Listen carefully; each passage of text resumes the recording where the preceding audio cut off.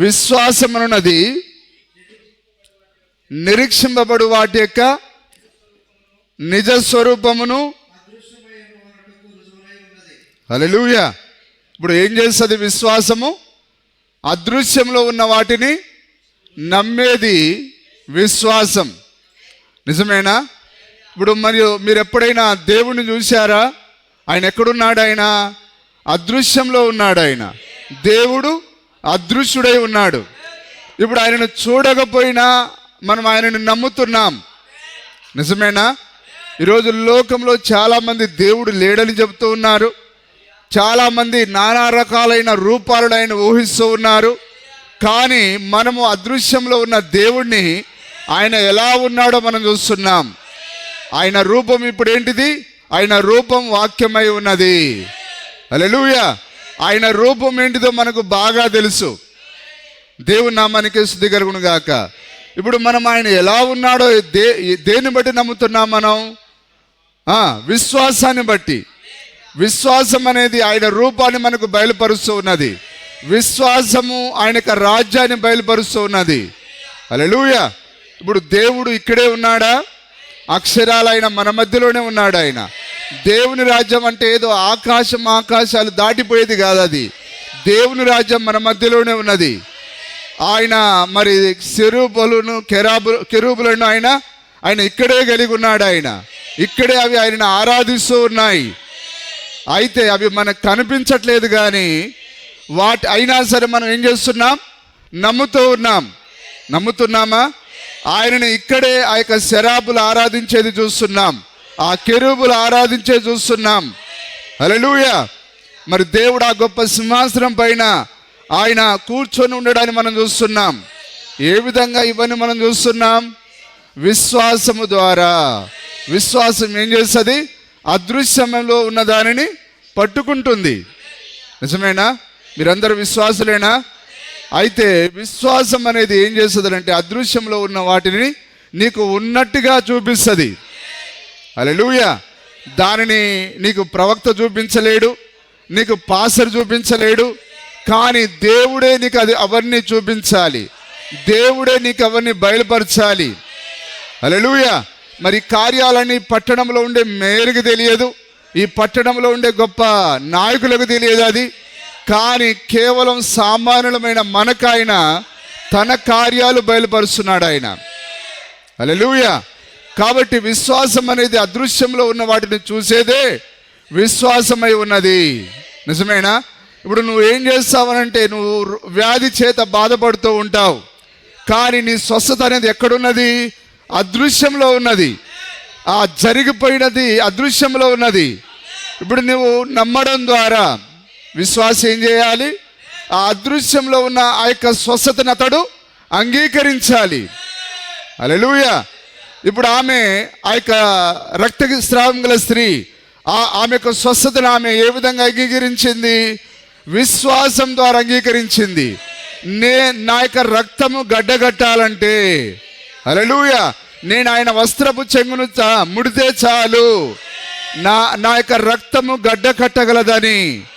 ఆ అదృశ్యంలో ఉన్న దానిని ఆమె ఏ విధంగా పట్టుకున్నది? విశ్వాసం ద్వారా. హల్లెలూయా. అలాగనే దేవుడు నీ కొరకు ప్రతిదీ ఆయన ముందే జరిగించేశాడు. అవన్నీ ఎక్కడున్నాయి? అదృశ్యంలో ఉన్నాయి. కాబట్టి వాటిని నువ్వు దృశ్య రూపంలోనికి ఎప్పుడు పొందుకుంటావు? విశ్వాసం ద్వారా. ప్రతి ఆ యొక్క అదృశ్యంలో ఉన్న కార్యాన్ని ఒక్కొక్కటి బయటపరిచేది, లేదా ఆ యొక్క దృశ్యంలోనికి తీసుకొని వచ్చేది, హల్లెలూయా, విశ్వాసమై ఉన్నది. నిజమేనా?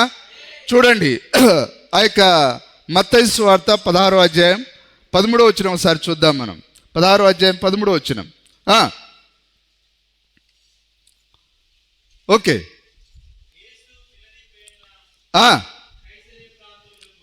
వచ్చి చదవండి. అదే సార్, అడుగగా. చూడండి, ఇప్పుడు ఆయన దృశ్య రూపంలో నిలబడుకొని ఉన్నాడు. ఆయన ఎవరు? ప్రభు అయిన యేసుక్రీస్తు అక్కడ నిలబడుకొని ఉన్నాడు. ఎక్కడ? ఆ కైసర ప్రాంతంలో. లేదా ఆయన ప్రతి ప్రాంతంలో సంచరించాడు. ఆయన యెరూషలేములో సంచరించాడు, బేతేలులో సంచరించాడు, ఆ యొక్క నజరేతులో సంచరించాడు. నిజమేనా? ఆయన ఆ గలిలే ప్రాంతంలో సంచరించాడు. అయినా కానీ ఈయన ఎవరో వారు హల్లెలూయా. ఇప్పుడు ఈ యేసుక్రీస్తు యొక్క ప్రతి కదలిక ఏ విధంగా ఉన్నది? వాక్య ప్రకారంగానే ఉన్నది. ఆయన దృశ్యంలోనే ఉన్నాడు. అయినా కానీ వారు ఆ దృశ్య రూపంలో ఉన్న వారి యొక్క యెహోవా దేవుని వారు చూడలేకపోయారు. అలాగని ఈరోజు వాక్యం కూడా ఎట్లా ఉన్నది? ఇప్పుడు దృశ్య రూపంలో ఉన్నది. నిజమేనా? ఒకవేళ వాక్యము అదృశ్యంలో ఉన్నా, దృశ్యంలో ఉన్నా, హల్లెలూయా, ఆ దృశ్య రూపంలో ఉన్న వాక్యము నీకు బయలుపరచబడాలన్నా, ఆ అదృశ్యంలో ఉన్న దేవుని వాక్యం నీకు బయలుపరచబడాలన్నా నీకేం కావాలంటే విశ్వాసం కావాలి. విశ్వాసం ఎక్కడి నుంచి రావాలంటే అది పైనుంచి రావాలి, అది తండ్రి యొద్ద నుంచి రావాలి. హల్లెలూయా. నిజమేనా? ఇప్పుడు ఈరోజు ఈ రాయబడిన ఆ యొక్క దృశ్య రూపంలో ఉన్న బైబిల్ గ్రంథము ఈరోజు అందరి చేతులలో ఉన్నది. అయినా కానీ వారు దానిని సరిగా నమ్మలేకపోతున్నారు. దేవుని నామానికి స్తుతి కలుగును గాక. ఇప్పుడు వీళ్ళు ఏమంటారంటే దృశ్య రూపంలో ఉన్న వాక్యాన్ని నమ్మరు, కానీ మేము అదృశ్యంలో ఉన్న పరలోకాన్ని చూస్తున్నామని అంటారు. కానీ అది అక్షరాల పచ్చి అబద్ధమై ఉన్నది. హల్లెలూయా. అందుకొరకే ప్రభు ఏమన్నాడు? ఆ యొక్క కంటికి కనిపించే దానిని నమ్మని ఎడలా. హల్లెలూయా. మరి అదృశ్యంలో ఉన్న దానిని మీరు ఎలాగ నమ్మగలరు? నిజమైన మాట ఏంటిది? అది చెప్పండి. అది నిజమేనా? కంటికి కనిపించే నీ సహోదరుడి నీవు ప్రేమించని ఎడలా కనిపించని దేవుని ఎలాగ ప్రేమించగలవు? హల్లెలూయా. అంటే ఇప్పుడు అర్థం వస్తున్నదా? ఆ యొక్క అక్షర రూపంలో ఉన్న వాక్యాన్ని నమ్మకుండానే మేము పరలోకాన్ని నమ్ముతున్నామని అంటున్నారు. కానీ అది అక్షరాల తప్పది, పచ్చి అబద్ధం అది. కానీ ఇప్పుడు చూడండి, చదవండి. వారు కొందరు బాప్తిస్మిచ్చు యోహాననియు. చూడండి, వాక్యము ఒకలాగనే రాయబడి ఉన్నది, కానీ కొందరికి ఆయన ఏ విధంగా అర్థమయ్యాడు? యోహానులాగా అర్థమయ్యాడు. ఆయన యోహానీనా? క్యాథలిక్ భాషలో స్నాపకుడగు యోహాను. బాప్తిస్మిచ్చు యోహాను కాదట, స్నాపకుడగు. విచిత్రమైన భాష. ఈ స్వాముల వారు, అంగిల వారు స్నాపకుడగు. కరెక్ట్గా చక్కగా మాట్లాడే భాష రాసుకుంటే కాదా? అంటే వారి త్రోవలన్నీ వంకరే. హల్లెలూయా. బాప్తిస్మిచ్చు యోహానా అని కొందరు అనుకున్నారు, కానీ ఆయన వారు అనుకున్నట్టుగా ఆయన బాప్తిస్మిచ్చు యోహాను కాదు. హల్లెలూయా. కానీ ఇప్పుడు అయినా కానీ వాళ్ళు ఇప్పుడు ఎట్లా చలామణిగా ఉన్నారు? విశ్వాసులుగా చెప్పుకున్నారు. వింటున్నారా సార్? ఇప్పుడు చాలామంది ఒక గుంపు, ఇప్పుడు వీళ్ళు ఒక సంఘం అనుకుందాం. ఇప్పుడు ఈ సంఘం ఏమనుకుంటుందో ఆయన్ని యోహానని అనుకుంటున్నది. ఇప్పుడు యోహానని అనుకోవడం రైటా తప్ప? అక్షరాల తప్పండి. నిజమేనా కాదా? అయినా కానీ మీరు ఇప్పుడు ఎట్లా చలామణి అవుతున్నారు? విశ్వాసులుగా చలామణి అవుతున్నారు. ఎవరి దృష్టిలో అన్న కయప్ప వీళ్ళని విశ్వాసులను అంటున్నాడు.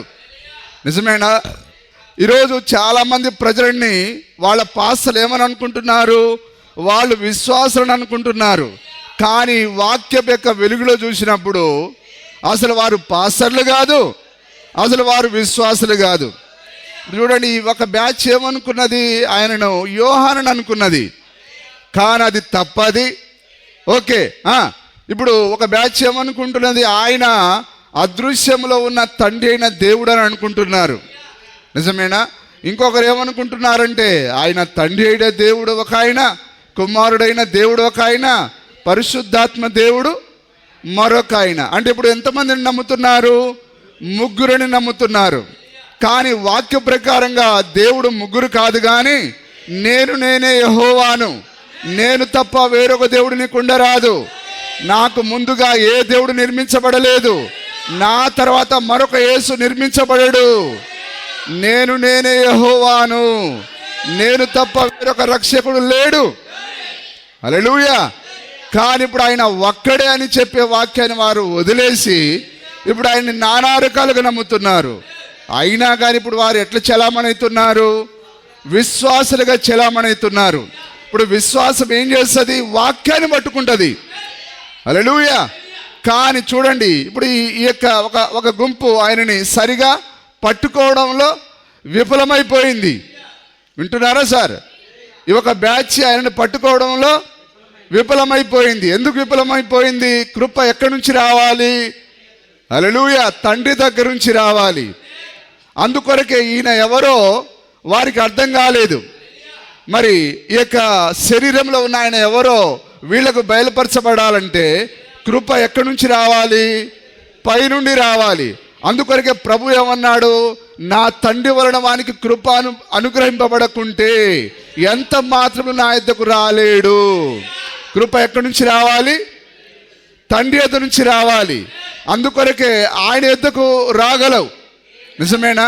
ఈరోజు సోదరి సోదరులారా, నిజంగా ఈ గడియ వర్తమానం దగ్గరికి వచ్చిన మనము నిజంగా మనకు కృప ఎక్కడి నుంచి వచ్చింది?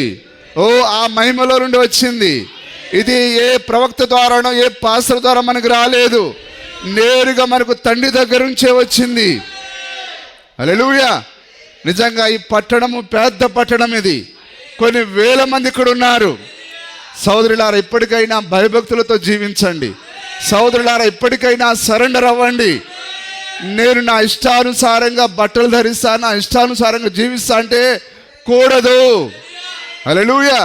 ఎందుకనగా సోదరి, దేవుడు నీకు మహిమలో నుంచి ఆయన ఆ యొక్క గొప్ప గొప్ప జ్ఞానులను వదిలేసి ఆయన ఆ యొక్క పరలోకం నుంచి నీకు బయలుపాటిచ్చాడు ఆయన. హల్లెలూయా. చూడండి, ఇప్పుడు వీళ్ళు ఆ విధంగా యోహానని నమ్మడంలో గల కారణం ఏదనగా, ఇప్పుడు దేవునికి ఈ భక్తులకు కనెక్షన్ లేదు. భగవంతునికి భక్తునికి అనుసంధానమైనది అంబికా దర్బార్ బతి కాదు. హల్లెలూయా. అదే బయలుపాటు, అదే విశ్వాసము. హల్లెలూయా. కాబట్టి ఇప్పుడు ఈ శరీరంలో ఉన్న ఆయన ఎవరో వీళ్ళకు బయలుపాటు రావాలంటే విశ్వాసం ఎక్కడి నుంచి రావాలి? ఆకాశం నుంచి రావాలి, అది పరలోకం నుంచి రావాలి అది. కానీ పాపం వీళ్ళు యథార్థత కలిగిన వారే, మంచివారే, బైబిల్ చదివేవారే, ప్రార్థన చేసేవారే, ఉపవాసం ఉండేవారే, వారు సోపులోను పుదీనాలోను దశం భాగాలు ఇచ్చేవారే. అయినా కానీ పాపం వారికి బయలుపాటు లేదు. వారికి ఏమున్నదంటే దేవుని యథార్థంగా ఆరాధించాలనే ఉంది, కానీ వారికి విశ్వాసము అక్కడి నుంచి రాలేదు. హల్లెలూయా. చూడండి, వింటున్నారు అందరు జాగ్రత్తగా? ఓకే, చదవండి సార్. కొందరు ఏలియానియు. ఇప్పుడు ఇంకొక బ్యాచ్ ఏమనుకున్నది? ఏలియానియు. ఇప్పుడు నిజమేనా? ఇప్పుడు ఏలియా అనేవారు ఎవరంటే యెహోవాయే దేవుడు, యేసుక్రీస్తు దేవుడు కాడు అని ఒక బ్యాచ్ బయలుదేరింది. ఆయన కేవలం ప్రవక్త. అంటే ఇప్పుడు ఈ బ్యాచ్ కూడా ఎవరు? మూర్ఖులు వీళ్ళు. హల్లెలూయా. మూర్ఖులు అంటే వాక్యము అర్థం చేసుకోలేని వాళ్ళు, వాక్య బయలుపాటు లేనివారు. ఇప్పుడు ఆయన యేసుక్రీస్తుని ఈ యెహోవా సాక్షులు ఏమంటున్నారు? ఆయన ప్రవక్త, కేవలం ఆయన మానవుడు ఆయన, కాబట్టి తండ్రి అని అన్నాడు ఆయన, కాబట్టి తండ్రి యెహోవా అయి ఉన్నాడు. నిజమేనా? హల్లెలూయా. కానీ ఇప్పుడు వీళ్ళు కూడా తప్పై ఉన్నారు. ఇప్పుడు వాక్యం ఏమని సెలవిచ్చింది? నేనే ఆయనని మీరు నమ్మకపోతే మీరు మీ పాపంలోనే ఉండి చనిపోదురు అన్నాడు ఆయన. ఎంతమందికి తెలిసింది? అందుకొరకే పౌలు చక్కగా రాశాడు, పితరులు వీరివారు, రోమాపత్రిక 9:5లో, పితరులు వీరివారు, శరీరమును బట్టి క్రీస్తు వీరిలో జన్మించెను, ఆయన సర్వాధికారైన దేవుడై ఉండి నిరంతరం స్తోత్రారుడై ఉన్నాడు. ఆమేన్. హల్లెలూయా. కానీ ఇప్పుడు ఆయనే క్రీస్తు అని, ఆయనే మెస్సయ్య అని, ఆయనే యెహోవా అని ఈ యెహోవా సాక్షులకు బయలుపరచబడలేదు. ఈ యేసే ఆ గొప్ప యెహోవా దేవుడై ఉన్నాడు. నిజమేనా? అలాగే ఇప్పుడు వీళ్ళు ఏమనుకున్నారు? ఇప్పుడు ఒకరు ఏలియా అనుకున్నారు. హల్లెలూయా. కారణం ఏంటిది? ఇప్పుడు వీళ్ళ కూడా ఏం రాలేదు? పైనుంచి ప్రత్యక్షత రాలేదు. హల్లెలూయా. చూడండి సోదరులారా, మీరేమైనా పెద్దగా గొప్పగా చదువుకోలేదు, కానీ దేవుడు వారందరిని దాటుకొని హల్లెలూయా ఆ హెబ్రోను దాటుకొని, ఆ యొక్క యెరూషలేమును దాటుకొని, ఆ గిల్గాలును దాటుకొని, ఆ యొక్క మరి భయంకరమైన పాపంలో ఉన్న ఆ నజరేతులో ఉన్న ఆ చిన్న బాలిక దగ్గరికి ఎట్లయితే ఆ గాబ్రియల్ దూత యొక్క వర్తమానం వచ్చిందో, అలాగనే సోదరు ఈరోజు పెద్ద పెద్ద వారిని దాటుకొని ఆ కృప మన దగ్గరికి వచ్చింది. విలియం బ్రెనాం ద్వారా వర్తమానం మన దగ్గరికి వచ్చింది. సంతోషంగా లేదా? అవును ప్రభువా, నువ్వు ఆ రోజు మారలేదు. 2000 సంవత్సరాల క్రితం ఎట్లున్నావో ఇప్పుడు కూడా అట్లే ఉన్నావు ప్రభువా. అవును, ఆ నజరేతులో ఉండే ఆ చిన్న బాలికను ఎవరు జ్ఞాపకం చేసుకోగలరు? అలాగనే ప్రభువా, నా గ్రామంలో నన్ను ఎవరు జ్ఞాపకం చేసుకోగలరు? అయితే నీ కృప నన్ను చూచినది, నీ కృప నాయన ముందే నన్ను కనిపెట్టింది ప్రభువా. నీ కృప కొరకై వందనములు. హల్లెలూయా. చూడండి సార్, వీళ్ళు ఏమన్నా మామూలు కాదు. వీళ్ళు ఏమీలు డైలీ వారు మరి ఇల్లు తిరిగి సువార్త చేసేవాళ్ళు, యెహోవా సాక్షులు, ఈ హెబ్రోను వాళ్ళు. నిజమేనా? కానీ వారికి దేవుని దగ్గర నుంచి ప్రత్యక్షత రాలేదు. రానందువలన ఇప్పుడు దేవుని వారు 3 ముక్కలు చేశారు. అర్థం కానప్పుడు ఏం చేస్తాడు? పిచ్చోడి చేతికి ఒక నోటినిచ్చావనుకో, దాని ఎన్ని ముక్కలైనా చేస్తాడు. అలాగే ఇప్పుడు బైబిల్ వీళ్ళ చేతికి దొరికినందుకు ఇప్పుడు దాన్ని ఎన్ని ముక్కలు చేశారు? 3 ముక్కలు చేశారు. నిజమేనా? కానీ దేవుడు ఒక్కడే. ఒకవేళ నీవు దేవుణ్ణి ఒక్కడి కంటే నువ్వు ఎక్కువగా నమ్మావనుకో, నీ శిరము ఛేదించబడుతుంది. ఇజ్రాయేలులో ప్రజలు ఎట్లుండేవారంటే వారి యెహోవా దేవుడే దేవుడు. ఇక వేరొకరిని నీవు దేవుడిని అన్నావా, వారి దగ్గర ఉన్న కత్తితో నీ తలను శిరశ్ఛేదనం చేస్తారు వాళ్ళు. హల్లెలూయా. ఎందుకనగా నేను రోషం గల దేవుడని అన్నాడు ఆయన. మరి ఆకాశం అందే కానీ నీళ్ళ కిందే కానీ దేని రూపములను చేసుకునకూడదు. ఎందుకనగా ఆయన అంత భయంకరుడైన దేవుడు. ఆయన ఎందుకు అంత ఆయన ఒక్కడే, ఎందుకంటే ఆయన ఒక్కడే భూమిని నిర్మించాడు, ఆయన ఒక్కడే ఆకాశాన్ని నిర్మించాడు, ఆయన ఒక్కడే సముద్రాన్ని నిర్మించాడు, ఆయన ఒక్కడే చేపలు నిర్మించాడు ఆయన. కాబట్టి దేని రూపాన్ని నువ్వు దేవుడని చెప్పకూడదు. హల్లెలూయా. చూడండి, ఇక్కడ ఇప్పుడు ఒక బ్యాచ్ ఏమో యోహానని అంటున్నది, ఒక బ్యాచ్ ఏమో ఏలియా అంటున్నది. ఇప్పుడు యోహానని నమ్మిన తప్పే, ఏలియాని నమ్మిన తప్పే. చూడండి, కొందరు ఇర్మియా అనియు మరొక బ్యాచ్ ఉన్నది. ఇప్పుడు అక్కడ కూడా శాస్త్రులు, పరిసయ్యులు, సద్దుకైలు. ఇంకొకరు ఎవరు నమ్మారు? ఈ సద్దుకైలు కావచ్చు, లేదా ఎవరో ఒకరు. హల్లెలూయా. ఇప్పుడు మరొక బ్యాచ్ని మనం చూద్దాం. ఇప్పుడు డినామినేషన్లు కూడా బోర్డు ఉన్నాయి సార్ లోకంలో. ఆ రోజు ఉన్న ఆ డినామినేషన్ ఆత్మలు ఇప్పుడు దిగి వచ్చాయి. చూడండి, మరొకరు ఏమన్నారు? కొందరు ఇర్మియా అనియు. ఇర్మియా అనియు మన కోయచెలకు ఇర్మియా కాదండి, ఆ కాలంలో ఉన్న ప్రవక్త ఇర్మియా. హల్లెలూయా. కొందరు ఇర్మియా అనియు, లేక ప్రవక్తలలో ఒకడనియు, లేకపోతే ప్రవక్తలలో ఎవరో ఒకరు అనుకున్నారు. దేవుని నామానికే స్తుతి కలుగును గాక. ఇప్పుడు ఆయన ఇర్మియా గాడాయన, లేకపోతే ప్రవక్తలలో ఎవరో ఒకరు గాడాయన. ఈ విధంగా నమ్మేది అక్షరాల తప్పై ఉన్నది. నిజమేనా? ఆయన మరి ఆయన యేసుక్రీస్తు ఉన్న దేవుళ్ళలో 2వ దేవుడు గాడాయన. ఆయన ఎవరు? 2వ దేవుడు గాడాయన. పరిశుద్ధాత్మ 3వ దేవుడు కాదు. తండ్రి అయిన దేవుడు మొదటి దేవుడు గాడాయన. హల్లెలూయా. కాబట్టి ఇప్పుడు ఆయన ఒక్కడే, ఆయన ఒక్కడే. ఆయన తండ్రిగా ఉన్న ఆయనే, కుమారుడిగా ఉన్న ఆయనే, పరిశుద్ధాత్మగా ఉన్న ఆయనే. హల్లెలూయా. ఆయన తండ్రి స్థానంలో నుంచి కుమారుడిగా మారాడు, కుమారుడి స్థానం నుంచి ఆయన పరిశుద్ధాత్మగా మారాడు ఆయన. ఆ రోజు ఎట్లా కన్ఫ్యూజన్ ఉన్నదో ఈరోజు కూడా అంతే కన్ఫ్యూజన్ ఉన్నది. ఆ రోజు దయ్యం ఏమన్నా ముసలోడు అయిపోయి చచ్చిపోయిందా? 2000 సంవత్సరాల క్రితం ఏమన్నా వాడిని సమాధి చేశారా? ఎవడన్నా పిండాకుడు పెట్టారా? ఆ రోజు ఆయన ముగ్గురునే గలిబిలి చేస్తే, సద్దుకైలను, పరిసరుని, శాస్త్రులను వారు కన్ఫ్యూజ్ చేస్తే, ఈరోజు వాడు ప్రపంచాన్నే కన్ఫ్యూజ్ చేస్తున్నాడు. కొన్ని వేల సంఖ్యలో సమస్యలు ఉన్నాయి, వారందరిని వాడు కన్ఫ్యూజ్ చేస్తున్నాడు. వాడి పని ఏంటంటే వాక్యాన్ని తారుమారు చేసి ప్రజలను భ్రమింపజేయడమే వానికి పని అయి ఉన్నది.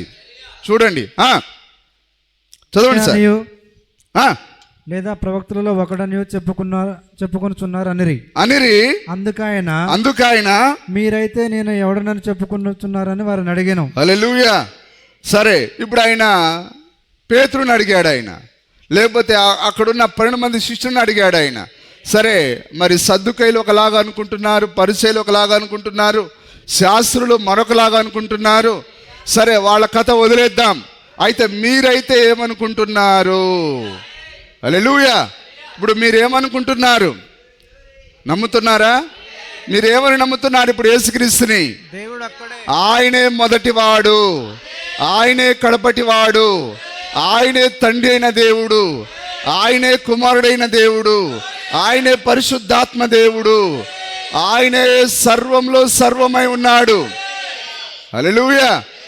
చూడండి, అందుకు సీమోను పేతురు. ఇప్పుడు ఈయనకి ఏమైనా చదువు వస్తుందా? అందుకు సీమోను పేతురు, నీవు సజీవుడు దేవుని కుమారుడు క్రీస్తు అని చెప్పాను.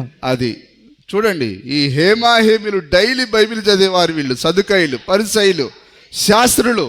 కానీ ఆ యొక్క యేసుక్రీస్తుని గురించిన బయలుపాటు ఈ హేమాహేమిలకు, మేధావులకు రాలేదు. కానీ ఈ పామరునికి అసలు చదివే రాదు, కనీసం ఎన్నడు ఏలు ముద్ర కూడా వేసిన వాడు కాదు. కాబట్టి సోదరుడా, నీ యొక్క గొప్ప చదువు ద్వారా నీకు బయలుపాటు రాదు, నీవు బాగా బైబిల్ చదివినందుకు బయలుపాటు రాదు. నిజమేనా? నువ్వేదో బాగా వణుకుతో, భక్తితో, లేకపోతే ఊగిపోయినందుకు నీకు ఆయన బయలుపాటు ఇవ్వడు. ఆయన బయలుపాటు అనేది నీకు దేవుడు ఇస్తేనే వస్తుంది. చూడండి, అందుకాయన మీరైతే నేను ఎవడనని చెప్పుకున్నారని వారిని అడిగాను. అందుకు సీమోను పేతురు, నీవు సజీవుడు దేవుని కుమారుడైన క్రీస్తు అని చెప్పాను. హల్లెలూయా. ఇప్పుడు ఆ పేతురు కన్ఫ్యూజ్ కావట్టాడు. ప్రభువా, అంత గొప్ప మేధావులు, పండితులు వాళ్ళు యోహాన్ అన్నారు, ఏలియా అన్నారు, ఇర్మియా అన్నారు, ప్రవక్తలు ఒకడన్నారు. ప్రభువా, నేను కూడా అదే అనుకుంటున్నాను అనలేదు ఆయన. అయితే ఆయన నేరుగా ఒకే ఒక మాట పలికాడు. ఆయన ఎట్లా పలికాడు? ఆయన విశ్వాసం ద్వారా పలికాడు, ఆయన ప్రత్యక్షత ద్వారా పలికాడు ఆయన. హల్లెలూయా. ఇప్పుడు ఈ నిలబడుకొని ఉన్న ఆయన, ఆ యొక్క దృశ్య రూపంలో ఉన్న ఆయన ఎవరో నీకు బయలుపరచబడాలంటే ప్రత్యక్షత నీకు ఎక్కడి నుంచి రావాలి? ఆ అదృశ్యంలో ఉన్న తండ్రి దగ్గర నుంచి రావాలి. హల్లెలూయా. బయలుపాటు ఎక్కడి నుంచి వచ్చింది? అదృశ్యంలో ఉన్న దేవుని దగ్గర నుంచి పేతురుకు వచ్చింది. చూడండి ఇక్కడ, అందుకు యేసు సీమోను బర్యోనా, నీవు ధన్యుడవు, పరలోకమందున్న నా తండ్రి ఈ సంగతి నీకు బయలుపరచనే కానీ. వింటున్నారు అందరూ? ఇప్పుడు ఈ శరీరంలో ఉన్న ఆయన, దృశ్యంలో ఉన్న ఆయన ఎవరో పేతురుకు బయలుపాటు రావడానికి, హల్లెలూయా, ఇప్పుడు ఎక్కడి నుంచి వచ్చింది? అది కొన్ని వేల కిలోమీటర్లు దాటుకొని ఆ బయలుపాటు తండ్రి దగ్గర నుంచి ఆ యొక్క పేతురుకు వచ్చింది. సీమోను బర్యోనా, నీవు ధన్యుడవు. ఇక్కడ ఎంతమంది పేతురులు ఉన్నారా? ఎందుకు? ఈ గడియ వర్తమానం ఆయన మనకు బయలుపరిచాడు. ఆయన దాన్ని బట్టి మనం ఎంతో ధన్యులమై ఉన్నాం. హల్లెలూయా. సీమోను బర్యోనా, నీవు ధన్యుడవు, పరలోకమున నా తండ్రి నీకు ఇది బయలుపరచను గాని రక్త మాంసములు నీకు బయలుపరచలేదు. చదవండి వాక్యాన్ని. సీమోను బర్యోనా, నీవు ధన్యుడవు, పరలోకమందున్న నా తండ్రి ఈ సంగతి నీకు బయలుపరచనే కానీ. హల్లెలూయా. ఎవరు బయలుపరిచారు? ఆ అదృశ్యంలో ఉన్న దేవుడు. నిజమేనా? హల్లెలూయా. నీకు బయలుపాటు ఆ యొక్క పరలోకం నుంచి నీకు రావాలి. పరలోకం నా తండ్రి నీకు బయలుపరచని గాని నరులు నీకు బయలుపరచలేదు. హల్లెలూయా. వింటున్నారు అందరూ? ఈరోజు మనకు ఈ బయలుపాటు ఎవరిచ్చారు? పాస్టర్ ఇచ్చాడా? ప్రవక్త ఇచ్చాడా? ఎవరు మనకి ఇవ్వలేదు. కానీ ఆ మహిమలో నుండి దేవుడే తన వాక్యంలో ఉన్న విశ్వాసాన్ని మనకిచ్చాడు ఆయన. హల్లెలూయా. ఆ రోజు ఆయన శరీరంలో నిలబడుకొని ఉన్నాడు. ఇప్పుడు ఆయన ఎట్లా నిలబడుకొని ఉన్నాడు? ఆయన బైబిల్ రూపంలో నిలబడుకొని ఉన్నాడు. శరీరం ఏమైంది? వాక్యమై ఉన్నది. ఆ రోజు ఉన్న వాక్యము శరీరధారి అయింది. ఆ శరీరధారి అయిన ఆ దేవుడు ఇప్పుడు ఏమయ్యాడు? వాక్యమై ఉన్నాడు. ఆ రోజు శరీరంలో ఉన్నప్పుడు వారు గ్రహించలేదు, ఈరోజు ఆయన అక్షర రూపంలో ఉన్నప్పుడు వీళ్ళు గ్రహించలేకపోతున్నారు. యేసుక్రీస్తు నిన్న నేడు నిరంతరం ఏకరీతిగా ఉన్నాడు. దయ్యం కూడా ఏకరీతిగా ఉన్నది. అది ఎవ్వరికి బయలుపాటు ఇవ్వనేరదు. బయలుపాటు నీకు దేవుని దగ్గర నుంచే రావాలి. అందుకే ఈరోజు ప్రజలు ఏం చేస్తున్నారు? దేవుని వైపు చూడకుండా ప్రజలు ఆ బైబిల్ కళాశాల వైపు చూస్తున్నారు. సద్దుకైలు, పరిసైలు, శాస్త్రులు వారి యొక్క అన్న కయప్ప లేదా సన్హెద్రిన్ సభ నుంచి వారికి బయలుపాటు వస్తుంది అనుకున్నారు. వాళ్ళు సన్హెద్రిన్ సభ ఉన్నదా? అందులో నుంచి పౌలు గారు అక్కడే నేర్చుకున్నాడు. కానీ యేసుక్రీస్తుని ఆయన నమ్మలేకపోయాడు. సన్హెద్రిన్ సభ నీకు విశ్వాసాన్ని నేర్పదు, విశ్వాసాన్ని ఇవ్వదు. హల్లెలూయా. అలాగని ఈరోజు ప్రపంచంలో ఉండే ఏ బైబిల్ కళాశాల ద్వారా నీకు బయలుపాటు రాదు. బయలుపాటు ఆకాశం నుంచి రావాలి. బయలుపాటు దేవుని దగ్గర నుంచి రావాలి.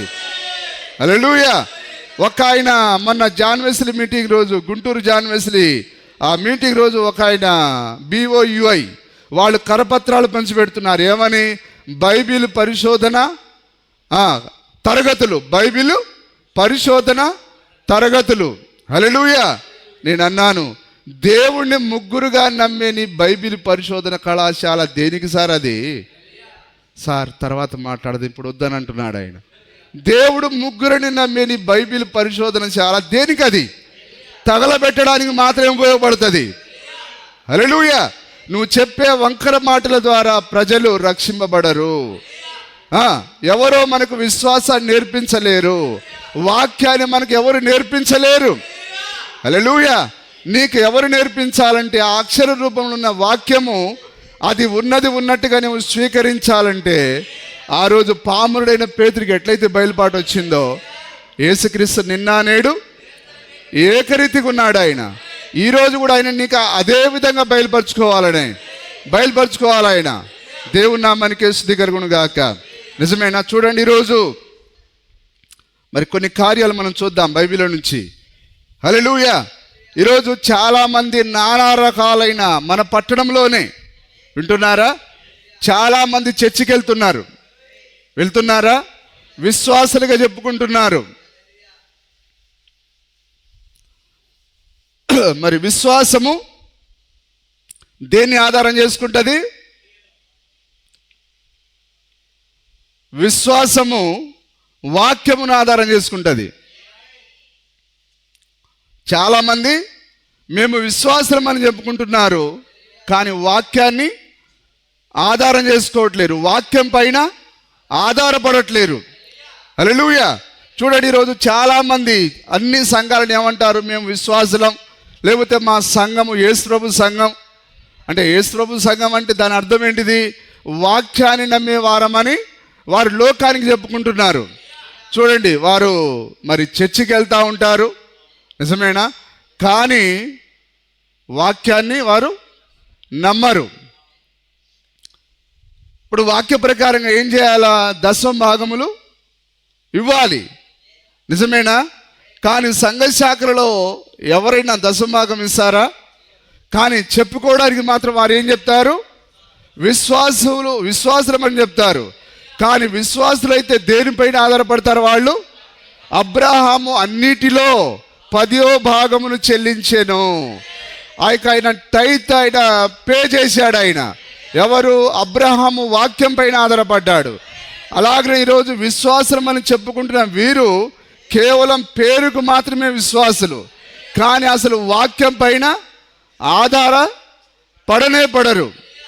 ఇప్పుడు నిజంగా వారు వాక్యం పైన ఆధారపడితే ఏం చేస్తారు? 10వ భాగాన్ని చెల్లిస్తారా మరి సంఘ శాఖలలో? హల్లెలూయా. ఆ తర్వాత మరి విశ్వాసం ఏం చేయాలి? కానుకలు చెల్లించాలి. కానీ డినామినేషన్లో కానుకలు ఇస్తారా? నమ్మకంగా ఇస్తారా? హల్లెలూయా.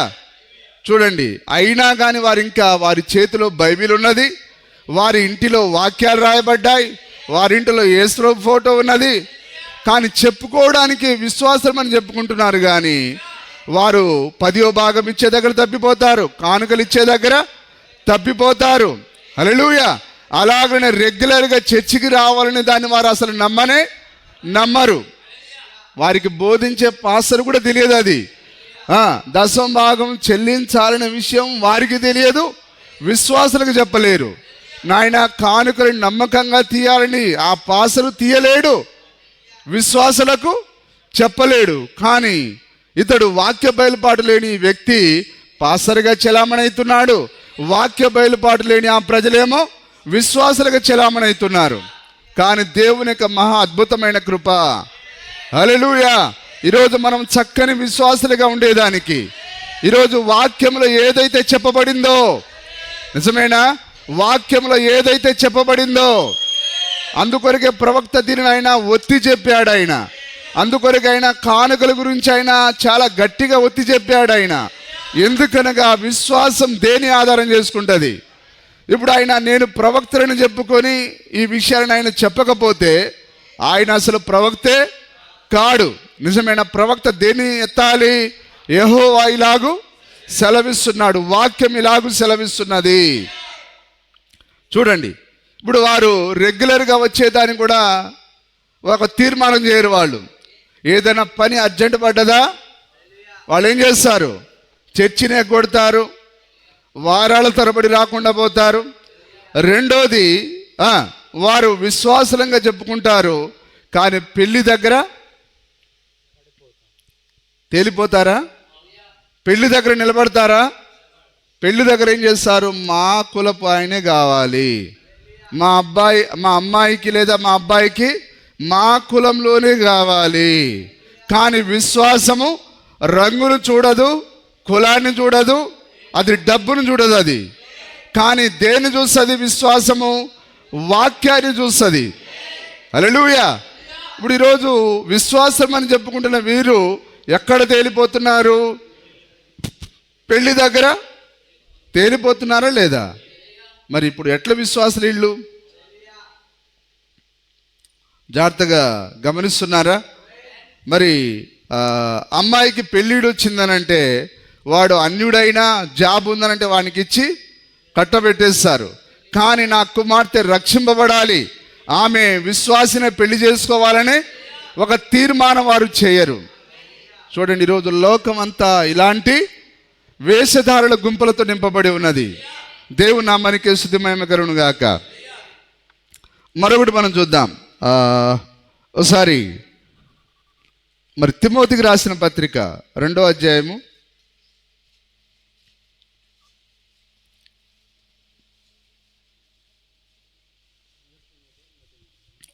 1 తిమోతి పత్రిక 2వ అధ్యాయం 9వ వచనం. మరియు స్త్రీలను అణుకువయు స్వస్థ బుద్ధి గలవారై ఉండి తగు మాత్రపు వస్త్రముల చేతనే గాని జడలతోనైనను బంగారంతోనైనను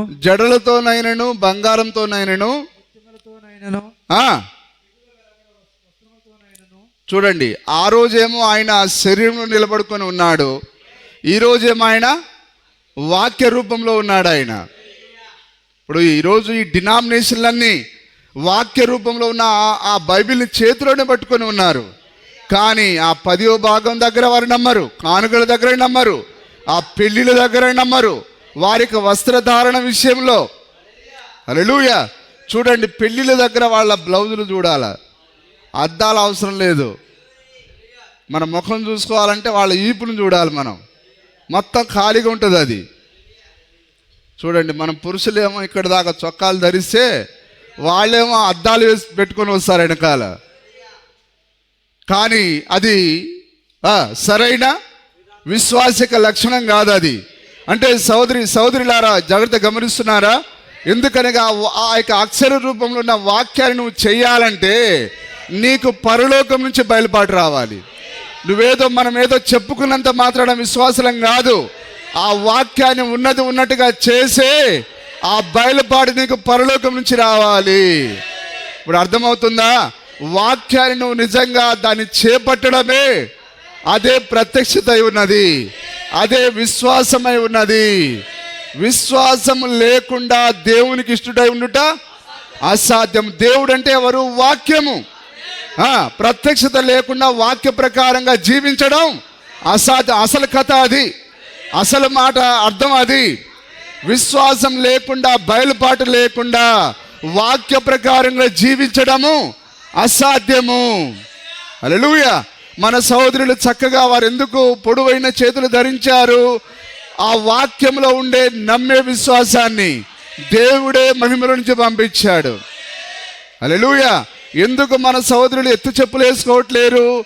ఒక లోకపు స్త్రీలాగా నీవు ఉండకూడదు నా కుమార్తె అని ఆయనే ఆ మహిమలో నుంచి విశ్వాసాన్ని పంపాడు ఆయన. హల్లెలూయా. వింటున్నారా? మా చేతిలో బైబిల్ ఉంది, మా ఇంటిలో వాక్యాలు ఉన్నాయి, అంత మాత్రాన నీవు విశ్వాసివి కాదు. విశ్వాసి అంటే వాక్య ప్రకారంగా నువ్వు ప్రవర్తించాలి. వాక్యాన్ని నువ్వు ప్రతి వాక్యంతో నువ్వు నడవాలి. అప్పుడే నువ్వు నిజమైన విశ్వాసివై ఉన్నావు. విశ్వాసం ఏం చేస్తుంది? ప్రతి వాక్యాన్ని ఆధారం చేసుకుంటుంది. వాక్యాన్ని అది ఆధారం చేసుకొని ముందుకు నడుస్తుంది. చదవండి సార్. తగు మాత్రము వస్త్రముల చేతనే గాని, తగు మాత్రపు వస్త్రముల చేతనే గాని, జడలతోనైనను బంగారంతోనైనను ముత్యములతోనైనను మిగులు వెలగల వస్త్రములతోనైనను మిగులు వెలగల వస్త్రం. ఈ మిగులు వెలగల వస్త్రాలు ఎందుకు ధరిస్తారు? నాకు ఖరీదైన వస్త్రాలు ఉన్నాయని చూపించుకునేదానికి. కాబట్టి మనము బాహ్య సంబంధమైన కార్యాలను మనం చూపించాం. హల్లెలూయా. అందుకొరకే మన ప్రవక్త ఏమన్నాడంటే, మనం ఎలాంటి బట్టలు ధరించామో చూపించుకోవడానికి మనము సంఘానికి రాలేదు కానీ, హల్లెలూయా, మనము ఆయన్ని ఆరాధించడానికి వచ్చాం. మనం ఒకరితో ఒకరము మంచి సాహసం కలిగి ఉండేదానికి మనం వచ్చి ఉన్నాం. హల్లెలూయా. కానీ లోక పెళ్లిలో చూశారా? ఒంటి నిండా మరి బంగారంతో. ఈ పెళ్లిలో ఎవ్వరూ, అందరి కళ్ళు నా వైపే ఉండాలి. హల్లెలూయా. నువ్వు అచ్చం ఎట్లున్నావు? దేవతలాగా ఉన్నావు. చూడ్డానికి పైగా ఎర్రగా ఉంటావు కానీ కట్టమైసమ్మ. నిజమేనా? హల్లెలూయా. కానీ దేవుడు మనకు ఆ విధంగా ఏదో గొప్పవారమని, ఏదో ప్రత్యేకమైన వారమని చూపించుకోవడానికి కాదు. మనమందరము సహోదరులు, మనమందరం సమానమే. ఇందులో ఎవరు ఎక్కువ లేదు, ఎవరు తక్కువ లేదు. కానీ లోకం ఆ విధంగా చేస్తుంది. మిగులు వెలగల వస్త్రముతోనైనను అలంకరించుకొనక స్త్రీలకు తగినట్లుగా సత్క్రియల చేత తమను తాము. సత్క్రియలు ఏంటిది చెప్పండి? వాక్యమే. నిజమైన అలంకరణ వాక్యం మాత్రమే. హల్లెలూయా. సత్క్రియల చేత తగినట్లుగా తమను తాము అలంకరించుకొనవలెను. స్త్రీలు మౌనంగా ఉండి. ఇప్పుడు ఈ వాక్యాన్ని బోధించే స్త్రీలను మనం చూద్దాం. నిజమేనా? వాక్యాన్ని బోధించే స్త్రీలు వాక్యం చదవట్లేరా? వారి భర్తలు చదవట్లేరా? వారు ఉపవాసం ఉండట్లేరా? వారు కానుకలు ఇవ్వట్లేరా? వారు రెగ్యులర్గా చర్చికి పోవట్లేరా? కానీ వెళ్తూనే ఉన్నారు, వాక్యాన్ని చదువుతూనే ఉన్నారు. కానీ ఆ వాక్యంలో ఉండే ఆ యొక్క నిజమైన ఆ అర్థాన్ని వారు తెలుసుకోలేకపోతున్నారు. దాని ప్రకారంగానే జీవించాలనే వారు ఒక తీర్మానం కలిగి ఉండలేకపోతున్నారు. కారణం ఏదనగా వారికి ఆ వాక్య ప్రకారంగా జీవించే విశ్వాసం ఎక్కడి నుంచి రావాలి? పై నుండి దేవుని దగ్గర నుంచి రావాలి. అందుకే ఆ యొక్క వరంగల్లో ఉన్న జడ్సన్ అబ్రాహం యొక్క భార్య ప్రీత, జడ్సన్కు ఆ యొక్క చేతిలో బైబిల్ ఉంది కానీ ఆ బైబిల్లో ఉన్న వాక్య ప్రకారంగా నమ్మాలనే విశ్వాసం ఆమెకు దేవుని దగ్గర నుంచి రాలేదు. చూడండి, వారి డబ్బు అమాయకులుగా ఉండి పాపం వారు ఎంతో మేము దేవుని ప్రజలకు సేవ చేస్తున్నాం అనుకుంటున్నారు. కానీ ఆ వాక్యంలో ఉన్న దాన్ని ఆమె చేయలేకపోతున్నది. కారణం ఏదనగా ఆ మహిమలో నుంచి ఆ బయలుపాట ఆమెకు రాలేదు. కానీ సహోదరులారా, మీకు దేవుడు ఆ బయలుపాటునిచ్చాడు, ఆ యొక్క ప్రత్యక్షతనిచ్చాడు ఆయన. అందును బట్టి మనం ఎంతో దేవునికి రుణపడి ఉన్నాం. హల్లెలూయా. ఇప్పుడు వాళ్ళు ఏమంటున్నారు, వాక్యంలో రాయబడి ఉంటుందండి, అయినా పర్వాలేదు. నిజమేనా? వాక్యంలో అలాగనే రాయబడి ఉంటుంది, అయినా మేము బోధిస్తాం. హల్లెలూయా. ఇప్పుడు యేసుక్రీస్తు ఎక్కడైనా వాక్యం కానిది ఏమన్నా చేశాడు? ఆయన కన్యక గర్భవతి అయి కుమారుని కంటదని రాయబడింది. ఆ ప్రకారంగానే కన్యక ద్వారా ఆయన వచ్చాడు. బెత్లెహేంలో పుడతాడని ఆ యొక్క మీకా రాశాడు. ఆ ప్రకారంగానే వచ్చాడు ఆయన. ఇదిగో సియోను నీ యొక్క రాజు భారవాకం ఎక్కి నీ దగ్గరికి వస్తాడని రాయబడి ఉన్నది, అలాగనే వచ్చాడు ఆయన. ప్రతిదీ లేఖనం ప్రకారంగానే చేశాడు ఆయన. అయినా కానీ వారు ఆయనను చూడడంలో విఫలమయ్యారు. అలాగనే ఈరోజు ఈ స్త్రీలు కూడా ఏ స్త్రీ ఉపదేశం చేయడానికి వీలు లేదని వాక్యం చెప్పింది. అయినా కానీ ఆ వాక్యంలో ఉండే సత్యాన్ని వారు పట్టుకోలేకపోతున్నారు. కారణం ఏదనగా వారు చదువును బట్టి దేవుడు బయలుపాటివ్వడు. కానీ సహోదరుడు, నువ్వు బైబిల్ పెద్దగా చదవకపోయినా ఆ మహిమలో నువ్వు ఎలాగ ఉండాలో ఆయనకు బయలుపాటిచ్చాడు ఆయన. హల్లెలూయా. ఎంతమంది సంతోషపడుతున్నారు? ఓకే, అయిపోయిందా? మౌనంగా ఉండి దేనికి సంపూర్ణ విధేయత చూపాలి? వాక్యానికి సంపూర్ణ విధేయత. హల్లెలూయా. చూడండి, అబ్రహాముకు శారా ఎట్లయితే సంపూర్ణ విధేయత చూపించిందో అలాగనే మనము మన ప్రభు అయిన దేవునికి సంపూర్ణ విధేయత చూపించాలి. హల్లెలూయా. నిజమేనా? ఆమె అబ్రహామును నా ప్రభువా, నన్ను ఏలువాడా, నా అధిపతి అని చెప్పింది. అలాగనే ఈరోజు మనము అదే విధంగా చెప్పాలి మన ప్రభువును. ఆయన మనని ఏలువాడు. ఆయన వాక్యము మనందరినీ ఏలేది. ఆయన వాక్యము ప్రభు అయి ఉన్నాడు.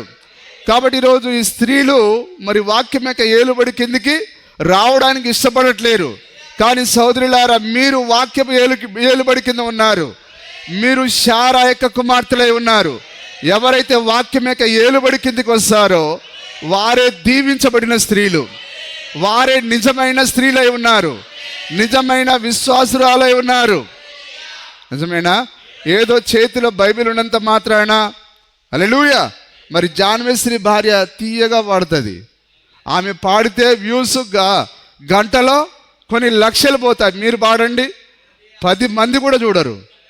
కానీ సహోదరులారా, మీకు వ్యూస్ రాదు, కానీ దేవుడు మిమ్మల్ని వ్యూ చేస్తున్నాడు. ఆయన మిమ్మల్ని ఆయన చూస్తూ ఉన్నాడు. ఆయన హల్లెలూయా. వారేమో వ్యూస్ కోసం ఉన్నారు, మనమేమో దేవుని యొక్క వ్యూలో మనం ఉన్నాం, దేవుని యొక్క దృష్టిలో మనం ఉన్నాం. ఇంత చక్కగా పాటలు పాడుతుంది మహా తల్లి, కానీ బయలుపాటు మాత్రం శూన్యం. పురుషుల బట్టలు వేసుకుంటుంది, తర్వాత వాక్యాన్ని అతిక్రమించి పుల్పిట్ తీసుకొని వాక్యాన్ని చెప్తుంది, మళ్ళీ అబద్ధాలు చెప్తుంది. ఏమంట? ఆమె ఇల్లు దూడుస్తూ ఉంటే ప్రభు వచ్చి మాట్లాడినట, మరి బొచ్చెలు మోస్తున్నా మరి మా మేస్త్రుల సంగతి ఏంటిది అంటే, దేవుడు లేడా మా మేస్త్రికి? మరి మధ్యాహ్నం పూట రోజు పనిచేసే మన పరిస్థితి ఏంది? హల్లెలూయా. అంటే చూడండి, ప్రభువా ఓడ బద్దలు అయ్యేటట్టుగా చేసావా, నువ్వు ఏం దేవుడు నాయనా అని పౌలు గారు ఎందుకు అనలేకపోయాడు? మరి వారెందుకు కొండ గుహల్లో తిరిగారు? ఎందుకు మేక చర్మాలు ధరించారు? ఎందుకు వారు ఆహారం దొరక అట్లే దేవుని కొరకు చనిపోయారు? ఆ యొక్క విశ్వాసం అంటే అది పూల పాన్పు కాదు. అది పరలోక యాత్ర అంటే పూల పాన్పు కాదు, అది ఒక ముళ్ళ రహదారి. నీవు ఆ యొక్క రక్తము కడలి గుండా నువ్వు బయలు వెళ్ళాలి. ఆ విధంగా నువ్వు దేవుని స్థానానికి వెళ్ళాలి. కానీ మీ చేతులు నొప్పి పుడతా ఉంటే, కుమార్తె నువ్వు అక్కడ కాదు పట్టుకునేది, నువ్వు కొసకు పట్టుకున్నావు, ఇంకా మధ్యలో పట్టుకోవాలని అన్నాడట. ఎన్ని అబద్ధాలు సార్! అయినా కానీ దానికి లక్షల్లో వ్యూస్ వస్తాయి. నేను వాక్యాన్ని ఉన్నట్టుగా చెప్పిన 100 మంది చూడడం కూడా కటకట అవుతుంది. ఎందుకు? దయ్యాలు నువ్వు ఏది చూసినా చూడు కానీ ఇది మాత్రం చూడొద్దని అంటది. దేవుని నామానికి మహిమకరును గాక. చూడండి, ఉండవలసినదే కానీ ఉపదేశించుటకైనను. ఏం సార్, నాకు ఒక డౌటు. ఇప్పుడు మనమే ఖరీదైన, మనమైనా 100దో 200దో కొనుక్కున్నాం, కానీ వాళ్ళు చాలా ఖరీదైన బైబిల్ వారి చేతిలో ఉంది. ఎవరి చేతిలో? ఆ ప్రీత జడ్సన్ అబ్రహాం యొక్క చేతిలో ఖరీదైన బైబిల్ ఉన్నది. జాన్ వెస్లీ భార్య యొక్క పేరేంటిది? ఆమె చేతిలో ఖరీదైన బైబిల్ ఉన్నది. పాల్ ఇమ్మానుయేల్ యొక్క భార్య యొక్క చేతిలో ఖరీదైన బైబిల్ ఉన్నది. ఆ సతీష్ కుమార్ యొక్క భార్య చేతిలో ఖరీదైన బైబిల్ ఉన్నది. కానీ ఖరీదైన బైబిల్లో ఏమి లేదండి. కానీ ఉన్నదంతా దేవుని యొక్క కృపలో ఉన్నది. ఆ చేతిలో ఉన్న బైబిల్ ద్వారా నీకు ప్రత్యక్షత రాదు, కానీ ఆ బైబిల్లో ఉండే వాక్యాన్ని మీద దానికి బయలుపాటు నీకు ముందే దేవుడు అనుకొని ఉండాలి, ఆయన నిర్ణయించి ఉండాలి ఆయన. హల్లెలూయా. కానీ సోదరులారా, గమనిస్తున్నారా? ఈరోజు మీకు పెద్దగా చదువు లేకపోయినా, నిజమే, మీకు పేరు ప్రఖ్యాతులు లేకపోయినా, వాక్యంలో ఉన్నది ఉన్నట్టుగా దాని ప్రకారంగా జీవించేదానికి ఆయన ముందుగానే ఎన్నుకున్నాడు. ఆయన నా తండ్రి చేత అనగా తండ్రి స్థానం ఎప్పుడిది? జగత్తు పునాది వేయబడక ముందే. ఇదిగో ఇక్కడ కూర్చున్న మీకు ఆయన బయలుపాటు ఇవ్వాలని, ఈ బైబిల్లో ఉన్న వాక్య ప్రకారం మిమ్మల్ని జీవింపజేయాలని ఆయన జగత్ పునాది వేయబడక ముందే అనుకున్నాడు. ఆయన ఆ పామరుడైన గబ్బు వాసన వచ్చే పేతురికైన బయలుపాటు ఇవ్వాలని, అంతమంది మేధావుల ముందు బయలుపాటు ఇవ్వాలని జగత్ పునాది వేయబడక ముందే అనుకున్నాడు ఆయన. హల్లెలూయా. మన స్థానం ఇప్పుడు కాదండి, జగత్ పునాది వేయబడక ముందే. ఎన్నన్నా చెప్పు సార్, కట్టలు ఉండాలి సార్ బీరువాలో అంటారు. అట్లా పేతురేమైనా ప్రభువా నువ్వు ఎన్నన్నా చెప్పు, నాకు ఎట్లా ఉండాలి సార్? నా చేపల వ్యాపారం బాగా వర్ధిల్లాలి, నాకు పెద్ద పెద్ద స్టీమర్లు, ఓడలు, అసలు నా కాలు కింద అరే ఇటు రండ్రా అంటే అందరూ చేపలు పట్టుకొని రావాలి, ఆ డబ్బులన్నీ ఆ చేపలు అమ్మి నా కాళ్ళ దగ్గర డబ్బులు పడేయాలి. అది అడగలేదు వారు. పరలోక రాజ్యం అని అంటే డబ్బుకు సంబంధించింది కాదు, అది ఆహారానికి సంబంధించింది కాదు. అందుకొరకే వారు వాటి జోలికి పోలేదు వాళ్ళు. హల్లెలూయా. వారు వాక్యం కొరకు జీవించారు, వాక్యం కొరకే మరణించారు. వారు బ్రతికిన వాక్యం కొరకే, చచ్చిన వాక్యం కొరకే. సోదరి, డబ్బు నీకు నిత్య జీవాన్ని ఇవ్వదు. నీవు 100 సంవత్సరాలు బతికింది నీకు నిత్య జీవం ఇవ్వదు. రోగం వచ్చింది, వస్తే ఏమవుతుంది? రోగంతో చెప్పు, రోగం అనండి, ఏం చేయలేవు. హల్లెలూయా. ఒకవేళ నేను చనిపోయానా దేవుని దగ్గర ఉంటాను, బ్రతికున్నానా దేవుని వాక్యం వరకు జీవిస్తాను. ఏంది రోగానికి భయపడేది? ఏం చేస్తాడు వాడు? ఓడిపోయాడు. ఎక్కడ ఓడిపోయాడు? మనని పాతాళంలో బంధించాలనుకున్నాడు. కానీ దేవుడు వచ్చి వాని యొక్క తలుపును పగలగొట్టి వాని తాళం చెవులు లాక్కొని ఆయన దేవుని బిడ్డలందరినీ ఎత్తుకొని పోయాడు ఆయన. మరి దయ్యం ఏం చేస్తుంది? ఒకవేళ రోగం వస్తే చనిపోతాం, అంతే కదా. కానీ నిత్య జీవాన్ని నీ నుంచి తీయగలడా? ఆ పరలోకాన్ని నీకు అడ్డుపడగలడా? హల్లెలూయా. కానీ దయ్యం వలన ఏది కాదు. పాతాళంలోని దయ్యాన్ని వచ్చినా నిన్ను పరలోకం వెళ్ళనీయకుండా ఏది ఆపలేదు. ఎందుకు మనం భయపడ్డాం? హల్లెలూయా. చూడండి, అందుకొరకే పేతురు నేను నా ప్రభువులాగా సిలువ వేయబడకూడదు, కానీ నేను తలకిందులుగా సిలువ వేయబడాలి. వారు వాక్యం కొరకు జీవించారు, వాక్యం కొరకు వారు చనిపోయి ఉన్నారు. నిజమేనా? ఈరోజు సహోదరులారా, దేవుడు ఎప్పుడు అనుకున్నాడు ఆయన మీకు విశ్వాసం ఇవ్వాలని? జగత్ పునాది వేయబడక ముందే. మీరు ఎప్పుడున్నారు తెలుసా? ఇప్పటికైనా అర్థమవుతుందా? సహోదరులారా, మన యొక్క డబ్బు స్థానాన్ని మనం చూడొద్దు, మన పేదరికాన్ని మనం చూడొద్దు, మన రోగాన్ని మనం చూడొద్దు, మనం కొద్ది మందే ఉన్నామని ఆ సంఖ్యను మనం చూడొద్దు. కానీ ఆ బయలుపరచబడిన వాక్యాన్ని మనం చూడాలి. ఆ రోజు శరీరంలో ఉన్న క్రీస్తును చూడడంలో వారు విఫలమయ్యారు. ఈరోజు అక్షర రూపంలో ఉన్న వాక్యాన్ని చూడడంలో ఈరోజు సంఘ శాఖలన్నీ విఫలమైపోయాయి. హల్లెలూయా. చూడండి, ఇప్పుడు క్రీస్తు అంటే ఎవరు? నిజమేనా? క్రీస్తు అంటే ఎవరు? వాక్యము. వాక్యము ఇప్పుడు ఏమైంది? వర్తమానమైంది. హల్లెలూయా. వాక్యం ఏ విధంగా ఉన్నది? ఇప్పుడు వర్తమాన రూపంలో ఉన్నది. ఇప్పుడు క్రీస్తు అంటే ఎవరు? క్రీస్తు అంటే వర్తమానం. నిజమేనా? దేవుని నామానికి మహిమ కలుగును గాక. ఇప్పుడు నీవు ఈ వర్తమానంలో ఉండే ప్రతి మాటను నువ్వు నమ్మాలి. ఇప్పుడు విశ్వాసం ఏం చేస్తుంది? వర్తమానమును ఆధారం చేసుకుంటుంది. హల్లెలూయా. విశ్వాసం ఏం చేస్తుంది? వర్తమానమును ఆధారం చేసుకుంటుంది. ఈరోజు ఎంతమంది వర్తమాన విశ్వాసులు ఉన్నారు ఇక్కడ? నిజంగా మనము వర్తమాన విశ్వాసులమైతే ప్రతి ప్రవక్త చెప్పిన ప్రతి మాట పైన మనం ఆధారపడాలి. హల్లెలూయా. దేవుడు ప్రవక్తలు లేకుండా ఆయన ఏది చేయడండి. మరి దేవుడు జలప్రళయాన్ని, ప్రపంచాన్ని ఆయన హెచ్చరిక చేయాలనుకున్నాడు. ఎవరి ద్వారా హెచ్చరిక చేశాడు? నోవా అనే ప్రవక్త ద్వారా. నిజమేనా? ఆ ప్రవక్త ద్వారా ఎవరైతే వాక్యాన్ని విన్నారో వాళ్ళని ఆయన రక్షించాడు. ఆయన ఆ తర్వాత ఐగుప్తులో ఉండే ప్రజలను రక్షించాలనుకున్నాడు ఆయన. అప్పుడు ఆయన ఎవరిని పంపించాడు? ఆయన చంద్రుని పంపించగలడు, సూర్యుని పంపించగలడు, ఆయన సృష్టిలో ఉండే దేని ద్వారా తన కార్యం చేయగలడు. కానీ అది కాదు దేవుని విధానం.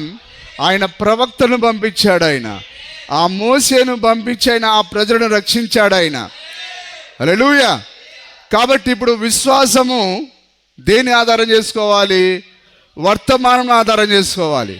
ఇక్కడ ఎంతమంది మరి వర్తమాన విశ్వాసులు ఉన్నారు? ఒకవేళ నిజంగా మనం విశ్వాసులమైతే వర్తమానంలో ప్రవక్త ఏం చెప్పాడో దాన్ని మనం ప్రతి దానిని నమ్మాలి. ప్రవక్త ఏం చెప్పాడు? ఆ యొక్క 45 నిమిషాలు ముందుగా రావాలన్నాడు ఆయన. దానిపైన మనం ఆధారపడతాం. మరి ఆయన రెగ్యులర్గా చర్చికి రావాలన్నాడు ఆయన. దానిపైన మనం ఆధారపడతాం. క్రీస్తు అంటే ఒక వాక్యం కాదండి, మరి పూర్తి వర్తమానమే క్రీస్తు అయి ఉన్నాడు. ధర్మశాస్త్రం అంటే ఒకటే ఆజ్ఞ కాదు, 10 ఆజ్ఞను కలిపితేనే ధర్మశాస్త్రం అంటారు.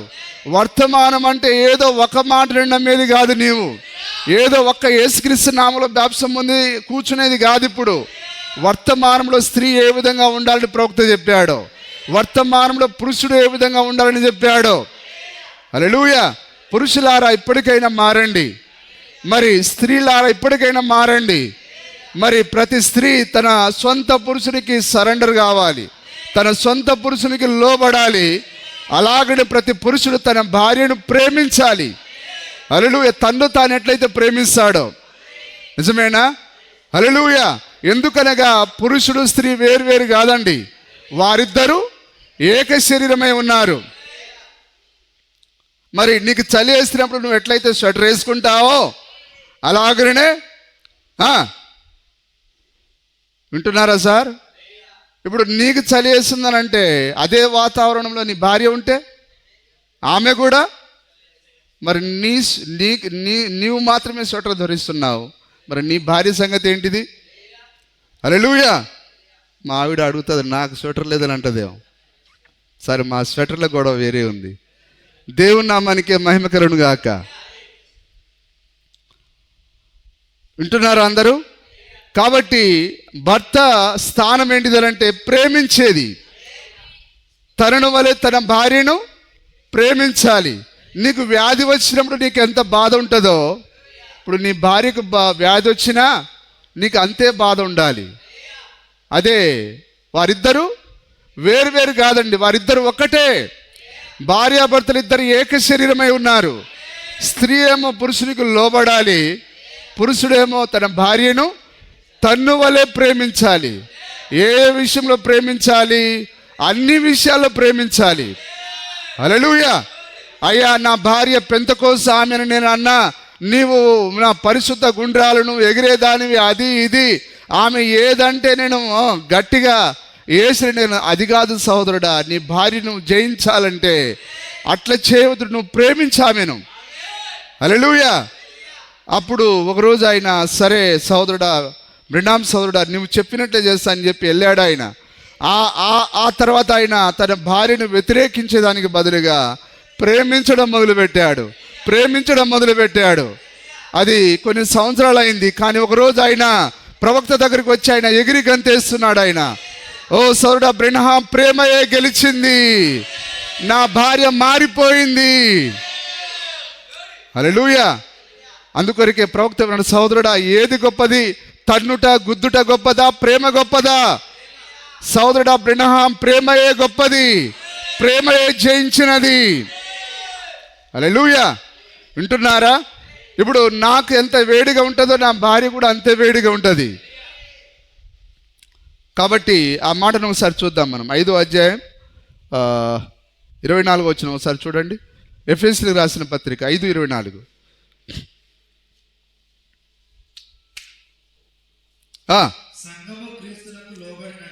24ఏనా? ఓకే. సంఘము లోబడినట్లుగా ప్రతి విషయంలోను. హల్లెలూయా. ఇప్పుడు ప్రతి విషయంలో అంటే భర్త సారాయి తాగమంటే దానికి కాదు లోబడేది. భర్త ఒకవేళ ఈపు కనిపించే బ్లౌజ్ తొడగాలంటే దానికి కాదు లోబడేది. హల్లెలూయా. భర్త ఏదైతే వాక్యాన్ని చెయ్యి నా ప్రియమైన దానని అన్నప్పుడు అప్పుడు నువ్వు లోబడాలి. ఎత్తు చెప్పులు ధరించకూడదని ఆయన చెప్పాడనుకో, వాక్యం కొరకు రోషం కలిగి ఉన్నాడనుకో, ఆయన నీతో చెప్పిన నువ్వు లోబడాలి. హల్లెలూయా. ఫలాని ఆ ఫంక్షన్కి మనం వెళ్ళకూడదు, మనం దేవుని బిడ్డలం, నువ్వు ఆగాలంటే ఆగాల మనం ఖచ్చితంగా. హల్లెలూయా. అందుకొరకు ప్రవక్త ఏమన్నాడనంటే, ఒకవేళ నేను స్త్రీనైతే నేను చక్కగా నా భర్తకు సేవ చేసి నా పిల్లలని నేను చక్కగా చూసుకొని నేను ఆ ఇంటి దగ్గర ఉండేదానను అన్నాడు ఆయన. ఆ స్త్రీ యొక్క స్థానాన్ని నేను కరెక్ట్గా నిర్వహించేవాడిని అన్నాడు ఆయన. హల్లెలూయా. ఇప్పుడు ఆయన పురుషుడిగా సరైన విధంగా ప్రవర్తించాడంటే స్త్రీగా ఉన్న సరైన విధానంగా ప్రవర్తిస్తాడు. దేవుని నామానికి మహిమ కలుగును గాక. ఇప్పుడు ఆయన స్త్రీలతో మాట్లాడుతున్నాడు ఆయన. ఇప్పుడు ఎంతమంది ఉన్నారు విశ్వాసులు? దేని ఆధారం చేసుకోవాలి? వర్తమానమును లేదా వాక్యాన్ని. వాక్యమే వర్తమానం, వర్తమానమే వాక్యం. ఇప్పుడు దేని వర్తమానం అంటే ఏదో ఒకటి కాదు, ప్రవక్త చెప్పిన ప్రతి మాట. హల్లెలూయా. విశ్వాసం ఏం చేస్తుంది? ప్రవక్త ద్వారా వచ్చిన ప్రతి మాట పైన వేలాడుతుంది. అది నిజమేనా? కాబట్టి ప్రభువా, నీ దాసుని ద్వారా నువ్వు ఏదైతే మాకు అనుగ్రహించావో ప్రతి దాన్ని చేయడానికి ప్రభువా నాకు ఆ బయలుపాటు నీవు నాయన. నేను ఎక్కడ కూడా ప్రవక్త మాటల నుంచి కుడికి కానీ ఎడమకు కానీ తొలగిపోకూడదు ప్రభువా. ఆ రోజు యెహోషువతో అదే అన్నాడు ఆయన. నేను నా సేవకుడైన మోసేకు చెప్పిన ఆజ్ఞల ప్రకారంగా యెహోషువ నువ్వు కుడికి కానీ ఎడమకు కానీ తొలగిపోకూడదు. మరి మోసే యేసుక్రీస్తు అయితే యెహోషువ పరిశుద్ధాత్మే ఉన్నాడు. నిజమేనా? ఒకవేళ నీకు ఆ పరిశుద్ధాత్మ ఉన్నట్లయితే నిజంగా వర్తమానం నుంచి నిన్న అది కుడికి తీసుకోపోదు, ఎడమకు తీసుకోపోదు, కానీ నేరుగా ఆ యొక్క వాక్యంలోనే నడిపిస్తుంది.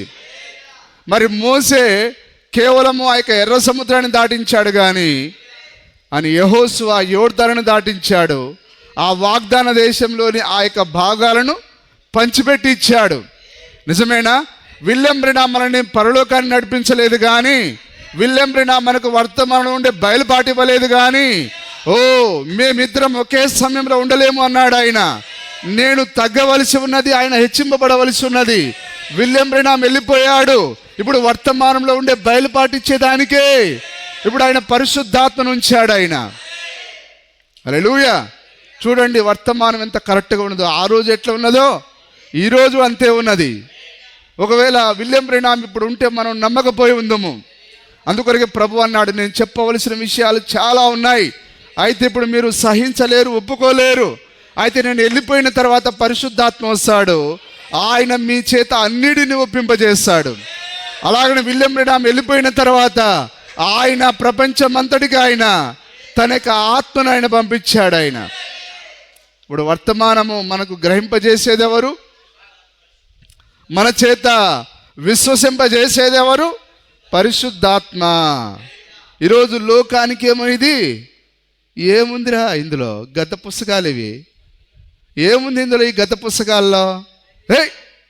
అసలు దాన్ని చూసేనే మాకు కంపరం దొద్దుద్ది ఇది. కానీ ఇది మన హృదయానికి సరిపోయేది. ఇది మన హృదయంలో నివసించే వాక్యం. ఇది పక్షిరాజు వర్తమానం. ఇది హల్లెలూయా. దేవుని నామానికి మహిమ కలుగును గాక. సార్ చూడండి, ఈ వర్తమానమే లేకపోతే అసలు మన జీవితమే లేదు. ఎంతో మాధుర్యమైన వర్తమానం ఇది, వాక్యమే ఇది. కానీ వారు చూడలేకపోతున్నారు. నిజమేనా? ఇప్పుడు వారు ఏం చూశారంటే ముసుగును చూశారు. ఆయన ఎట్లున్నాడు? ఆయన సమీపించరాని తేజస్సులో ఉండే దేవుడు ఆయన మాంసాన్ని కప్పుకొని వారి మధ్యలోకి వచ్చేసరికి ఈయనెట్ల దేవుడు అవుతాడు రా, మనలాగా తింటున్నాడు, మనలాగా పడుకుంటున్నాడు, మనలాగా ఏడుస్తున్నాడు, లే అనుకున్నారు వాళ్ళు. ఇదెట్లా దేవుడు అవుతాడు రా? వాళ్ళకి అంతే, దేవుడు అంతే చేస్తాడు. ఆ రోజు ఆయన ఒక చుట్టబడిన వానిగా ఉన్నాడు, ఈరోజు కూడా ఆయన చుట్టబడి ఉన్నాడు ఆయన. హల్లెలూయా. ఇదంతా నిన్ను ఎక్కడికి నడిపిస్తున్నది? క్రీస్తు యొద్దకే, వాక్యం వైపే చూపిస్తున్నది. ఇందులో ఏ మాట కూడా విల్లంబ్రనాం వైపు చూపట్లేదు. నిజమేనా? ఇది ప్రతిదీ వాక్యం వైపు చూపిస్తున్నది. కానీ లోకానికి ఇది చూడంగానే, విల్లంబ్రనాం చూడంగానే వారికంతా పాకినట్లే ఉంటుంది. కానీ మనల్ని అయితే ఆయన క్రీస్తును చూపిస్తున్నాడు, ఆయన క్రీస్తును బయలుపరుస్తున్నాడు ఆయన. ఓకే, చూడండి సార్. లోబడినట్లుగా భార్యలు కూడా ప్రతి విషయంలోనూ లోబడవలెను. హల్లెలూయా. ప్రవక్త చెప్పాడా? మరి ఆ యొక్క భార్యల చేత నడిపించబడుచున్న పురుషులారా, మీరు సిగ్గుపడవలసి ఉన్నది అన్నాడు ఆయన. కాబట్టి ఇంటిని ఏలువాడెవరు? పురుషుడు ఏలాలి, స్త్రీ ఏమో లోబడాలి. ఇప్పుడు ఈరోజు సంఘ శాఖలు ఏమయ్యాయి? వాక్యాన్ని ఏలడానికి బయలుదేరాయి. నిజమేనా? మరి ఆ రోజు వాక్యాన్ని ఏలేదానికి వచ్చింది ఎవరు? యెజబెల్ యొక్క ఆత్మ. నిజమేనా? అలాగే ఈరోజు సంఘ శాఖలో ఏ ఆత్మ ఉన్నది? యెజబెలును అనే స్త్రీని ఉండనిచ్చుచున్నావు అని అంటే వాళ్ళు చుట్టూ తిరుగుద్ది చూస్తున్నారు. యెజబెల్ ఆడుందిరా? యేసు ప్రభువే మాట్లాడినాడు, అసలు మా దగ్గర యెజబెలే లేదా. వాక్యాన్ని అణచడానికి ప్రయత్నం చేసేదే యెజబెల్ ఆత్మ. యేసుక్రీస్తు నామాన్ని తొలగించిందే యెజబెల్ ఆత్మ. 12 అపోస్తల బోధన తొలగించిందే యెజబెల్ ఆత్మ. ఆ యొక్క 12 రాళ్ళతో కట్టబడిన బలిపీఠాన్ని కూలదోసిందే యెజబెల్ ఆత్మ. ఆ 12 రాళ్ళు ఏంటిది? ఈరోజు అపోస్తల బోధ. హల్లెలూయా. ఈరోజు బయలెక్క ఆరాధన జరుగుతూ ఉన్నది. త్రిత్వం అనేది ఏ ఆరాధన? ఇది బయలెక్క ఆరాధన. త్రియేక నామంలో బ్యాప్సం ఏంటిది? అది బయలు ఆరాధన. అందుకొరకు ఆయన యెజబెల్ ఉన్నదంటే అక్కడ ఎవరు రావాలి? ఏలియా రావాలి. ఎన్నాళ్ళ మట్టుకు 2 తలంపుల మధ్య తడబడుచుండురు. హల్లెలూయా. అపోస్తల బోధ అయితే దాన్ని వెంబడించండి. ఒకవేళ బయలు ఆ యొక్క యెజబెల్ బోధ అయితే యెజబెల్ బోధని వెంబడించండి. హల్లెలూయా. నిజమేనా? ఎక్కడైతే భక్త, ఎక్కడైతే యెజబెలు ఉండునో అక్కడ ఏలియాయు ఉండును. నిజమేనా? అందుకొరకు ఆయన ఏలియాను పంపాడు ఆయన.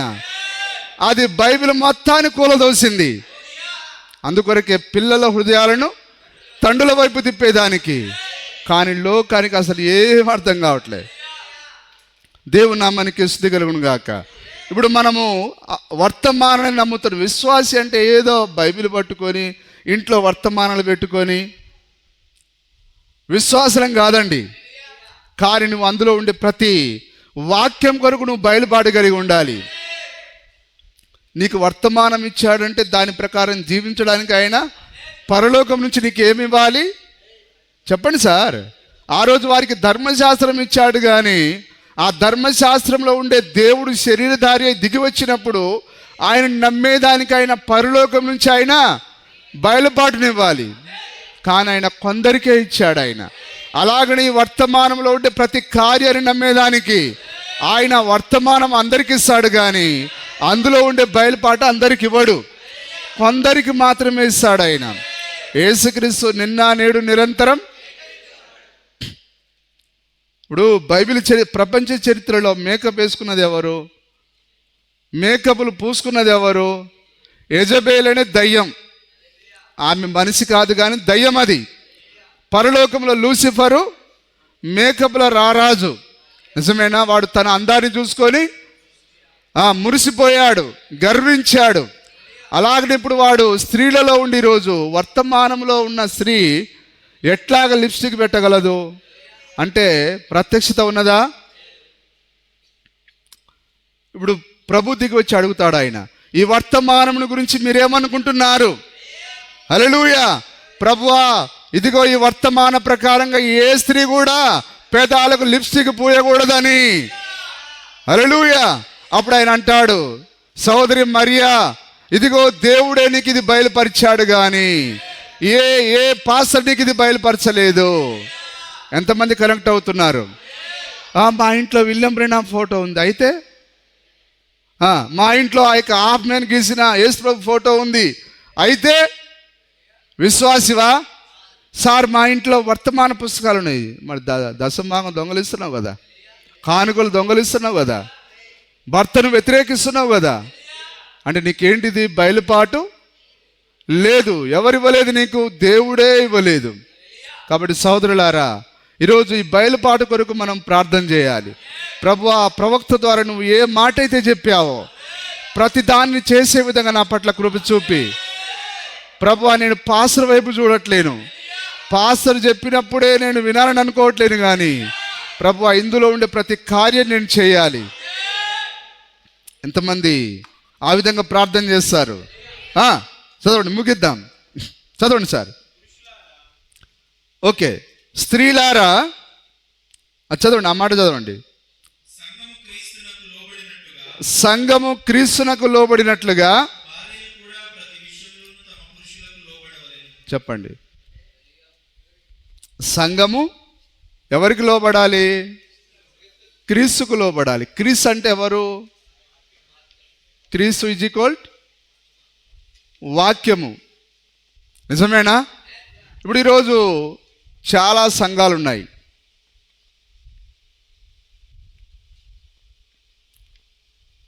ఇప్పుడు ఇవి లోబడుతున్నాయి ఆ వాక్యానికి? కానీ ఆయన ఏమన్నాడు? ఆయన లోబడాలి అన్నాడు ఆయన. కానీ ఎక్కడ లోబడుతున్నారు? యేసుక్రీస్తు నామంలో బాప్తిసం పొందాలంటే వీళ్ళేమో తండ్రి కుమారు నామంలో, యేసుక్రీస్తు స్త్రీలు బోధించకూడదనంటే వీళ్ళేమో బోధించేదానికి అనుమతినిస్తున్నారు. ఇక నానా రకాలుగా వాళ్ళు అనుమతినిస్తూ ఉన్నారు. క్రీస్తుకు, సంఘము క్రీస్తుకు లోబడినట్లుగా. ఇప్పుడు సంఘము ఏం చేయాలి? ప్రతి వాక్యానికి లోబడాలి. నిజమేనా? కానీ మీరు చూడండి, ఆ యొక్క టార్చ్ లైట్ పట్టుకొని, భూతద్దం పట్టుకొని వెదకండి, వాక్యానికి లోబడే సంఘాలు ఎక్కడున్నాయి ఈరోజు? సంఘము వాక్యానికి లోబడాలి. ఒక ఆయన పొద్దున నన్ను భయపెడుతున్నాడు, ఏయ్ నువ్వు విశ్వాసులను భ్రమపరుస్తున్నావు, ఆ యొక్క యేసు ప్రభు డిసెంబర్ 25 చేయకూడదని ఎందుకు రాశావు? హల్లెలూయా. అయ్యా, అది బైబిల్లో లేదు కాబట్టి, ప్రజలు సత్యం తెలుసుకోవాలి కాబట్టి నేను రాశాను అది. హల్లెలూయా. మరి ఆ యొక్క జాన్ వెస్లీ రాజకీయ నాయకుడు స్టేజ్ పైన పిలిచాడు కదా, మరి ఆ జాన్ వెస్లీని నువ్వు ఎందుకు అరవలేదు? నా పైన ఎగురుతున్నావు కదా, మరి రాజకీయ నాయకుడు పిలవడం తప్పు నాయనా అని ఎందుకు చెప్పలేకపోయినావు? దేవుడే చూసుకుంటాడని అంటున్నాడు. వాళ్ళ సంగతి ఏమో దేవుడు చూసుకుంటాడట, కానీ నా కరపత్రాల సంగతి ఈయన చూస్తాడట. చూడండి విచిత్రం ఎట్లుందో.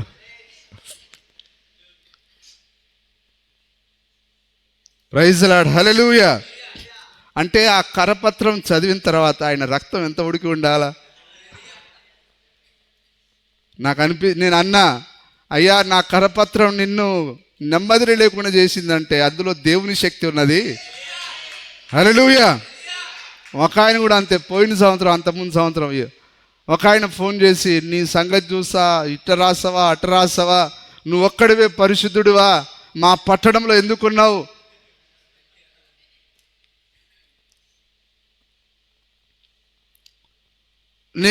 నీ పాస్టర్ ఫెలోషిప్ మా పట్టణంలో ఉందా?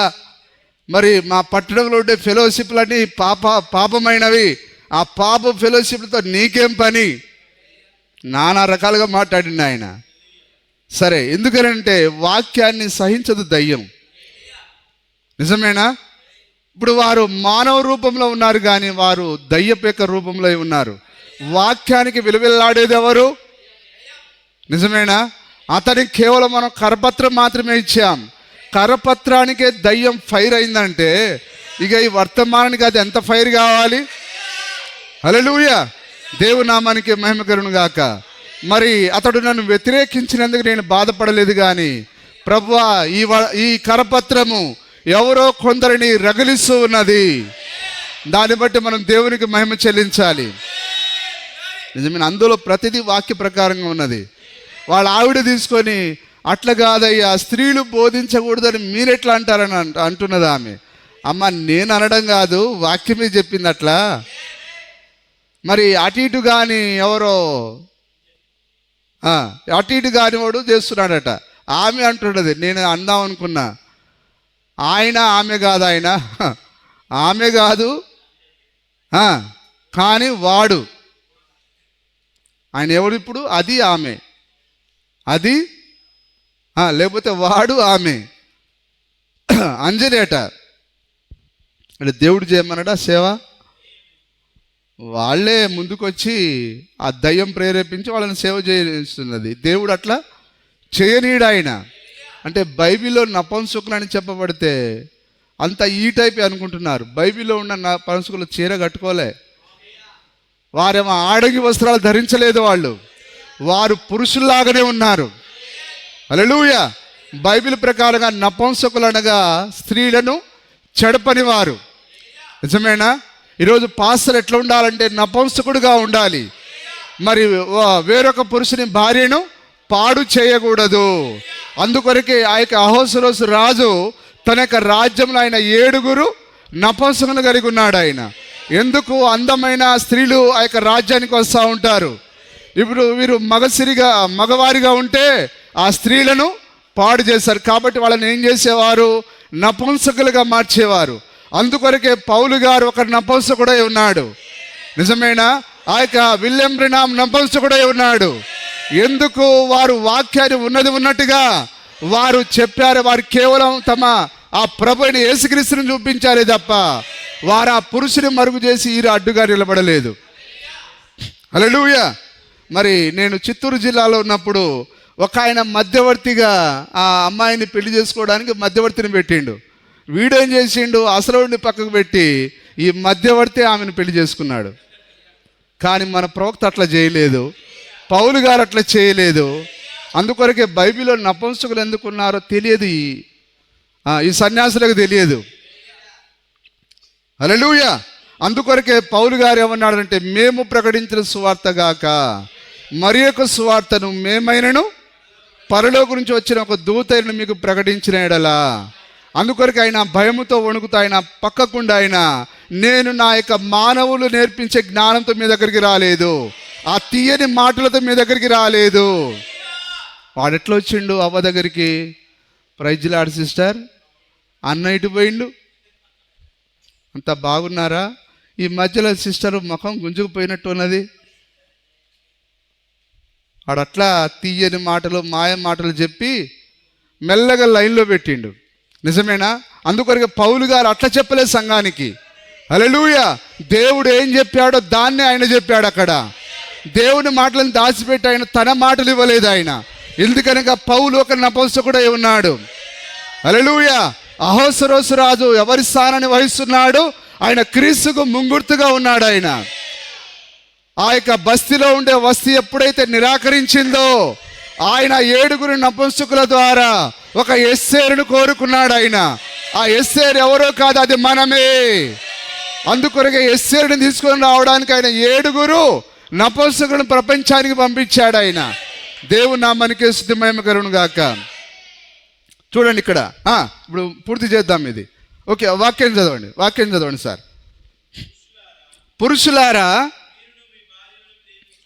స్త్రీలేమో లోబడాలి, పురుషులేమో భార్యలను ప్రేమించాలి. ఇప్పుడు విశ్వాసి అని చెప్పుకొని సహోదరి, నువ్వు నీ భర్తకు లోబడకపోతే నీకు ఆ బయలుపాటు ఎక్కడి నుంచి రాలేదు?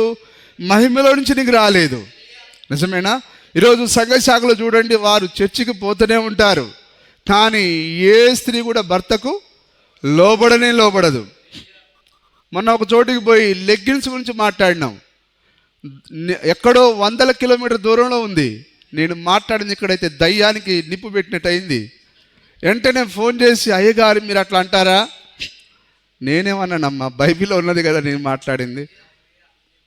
మీరు తీర్పు తీరుస్తున్నారు. తీర్పు కాదు నేను తీర్చేది, వాక్యంలో ఉన్నది చెప్తున్నాను. చూడండి, మంట అంటే అట్లా ఉంటుంది. హల్లెలూయా. ఎందుకంటే నా వాక్యము అగ్ని వంటిది కాదా, నా వాక్యము చాకలివాని సబ్బు వంటిది కాదా. హల్లెలూయా. ఓకే, చదవండి. పురుషులారా, ఎంతమంది విశ్వాసులు ఉన్నారు ఇక్కడ? ఏ పురుషుడు కూడా భార్యను కొట్టడానికి ఎవరి కూడా రైట్స్ లేవండి. హల్లెలూయా. ప్రవక్త అన్నాడు, ఆడదాన్ని కొట్టే మగవాడు పురుషుని కొట్టడానికి పనికిరాడట. ఇప్పుడు పురుషుడు ఎవరిని దండించాలి? పురుషుడిని దండించాలి. కానీ స్త్రీని కొట్టాడంటే వాడిగా ఎవరిపైన అధికారం చెలాయించడానికి లేదు, రైట్స్ కోల్పోతున్నాడు. కాబట్టి కొట్టే హక్కు పురుషునికి లేదు. హల్లెలూయా. ఇప్పుడు వాడు చూడండి, ఆ సేనాదయం పట్టిన వాడు వాణ్ణి హింసించుకున్నాడు, కుటుంబాన్ని హింసించాడు. భార్య దగ్గరికి పోతే భార్యని చూడలేదు, వాడిని ఎన్ని గొలుసులతో కట్టినా కానీ వాడు మొత్తం తెంచేసుకున్నాడు. సమాధుల్లో నివసించాడు. భార్యను మర్చిపోయాడు, పిల్లల్ని మర్చిపోయాడు, సంఘాన్ని మర్చిపోయాడు, దేవుని మర్చిపోయాడు. కానీ దేవుని కృప వాడిని విడిచిపెట్టలేదు. ఆ పిచ్చి వాడిని పిచ్చి కుదిరించింది. ఆ దయ్యం పట్టిన వాడిని దయ్యాలను తొలగించినది ఆ అద్భుతమైన కృప. ఆ దయ్యం పట్టిన వాడు దేవుని ప్రేమించలేదు, కానీ ఆయనే ఆ యొక్క పిచ్చివాడిని ప్రేమించాడు. అందుకొరకే ఆ చక్కని పాట. హల్లెలూయా. మనం ఆయన ప్రేమించితమని కాదు, కానీ ఆయనే మొదట మనల్ని ప్రేమించెను. ఎందుకనగా ఆయనే మొదటగా మనల్ని ప్రేమించెను. నేను ప్రేమించుచున్నాను నా ప్రభువును, ఎందుకనగా ఆయనే మొదటిగా నన్ను ప్రేమించెను. నేను ప్రేమించుచున్నాను నా ప్రభువును, ఎందుకనగా ఆయనే మొదటిగా నన్ను ప్రేమించెను. నా రక్షణను కొనేను ఆ కల్వరి వృక్షం. నా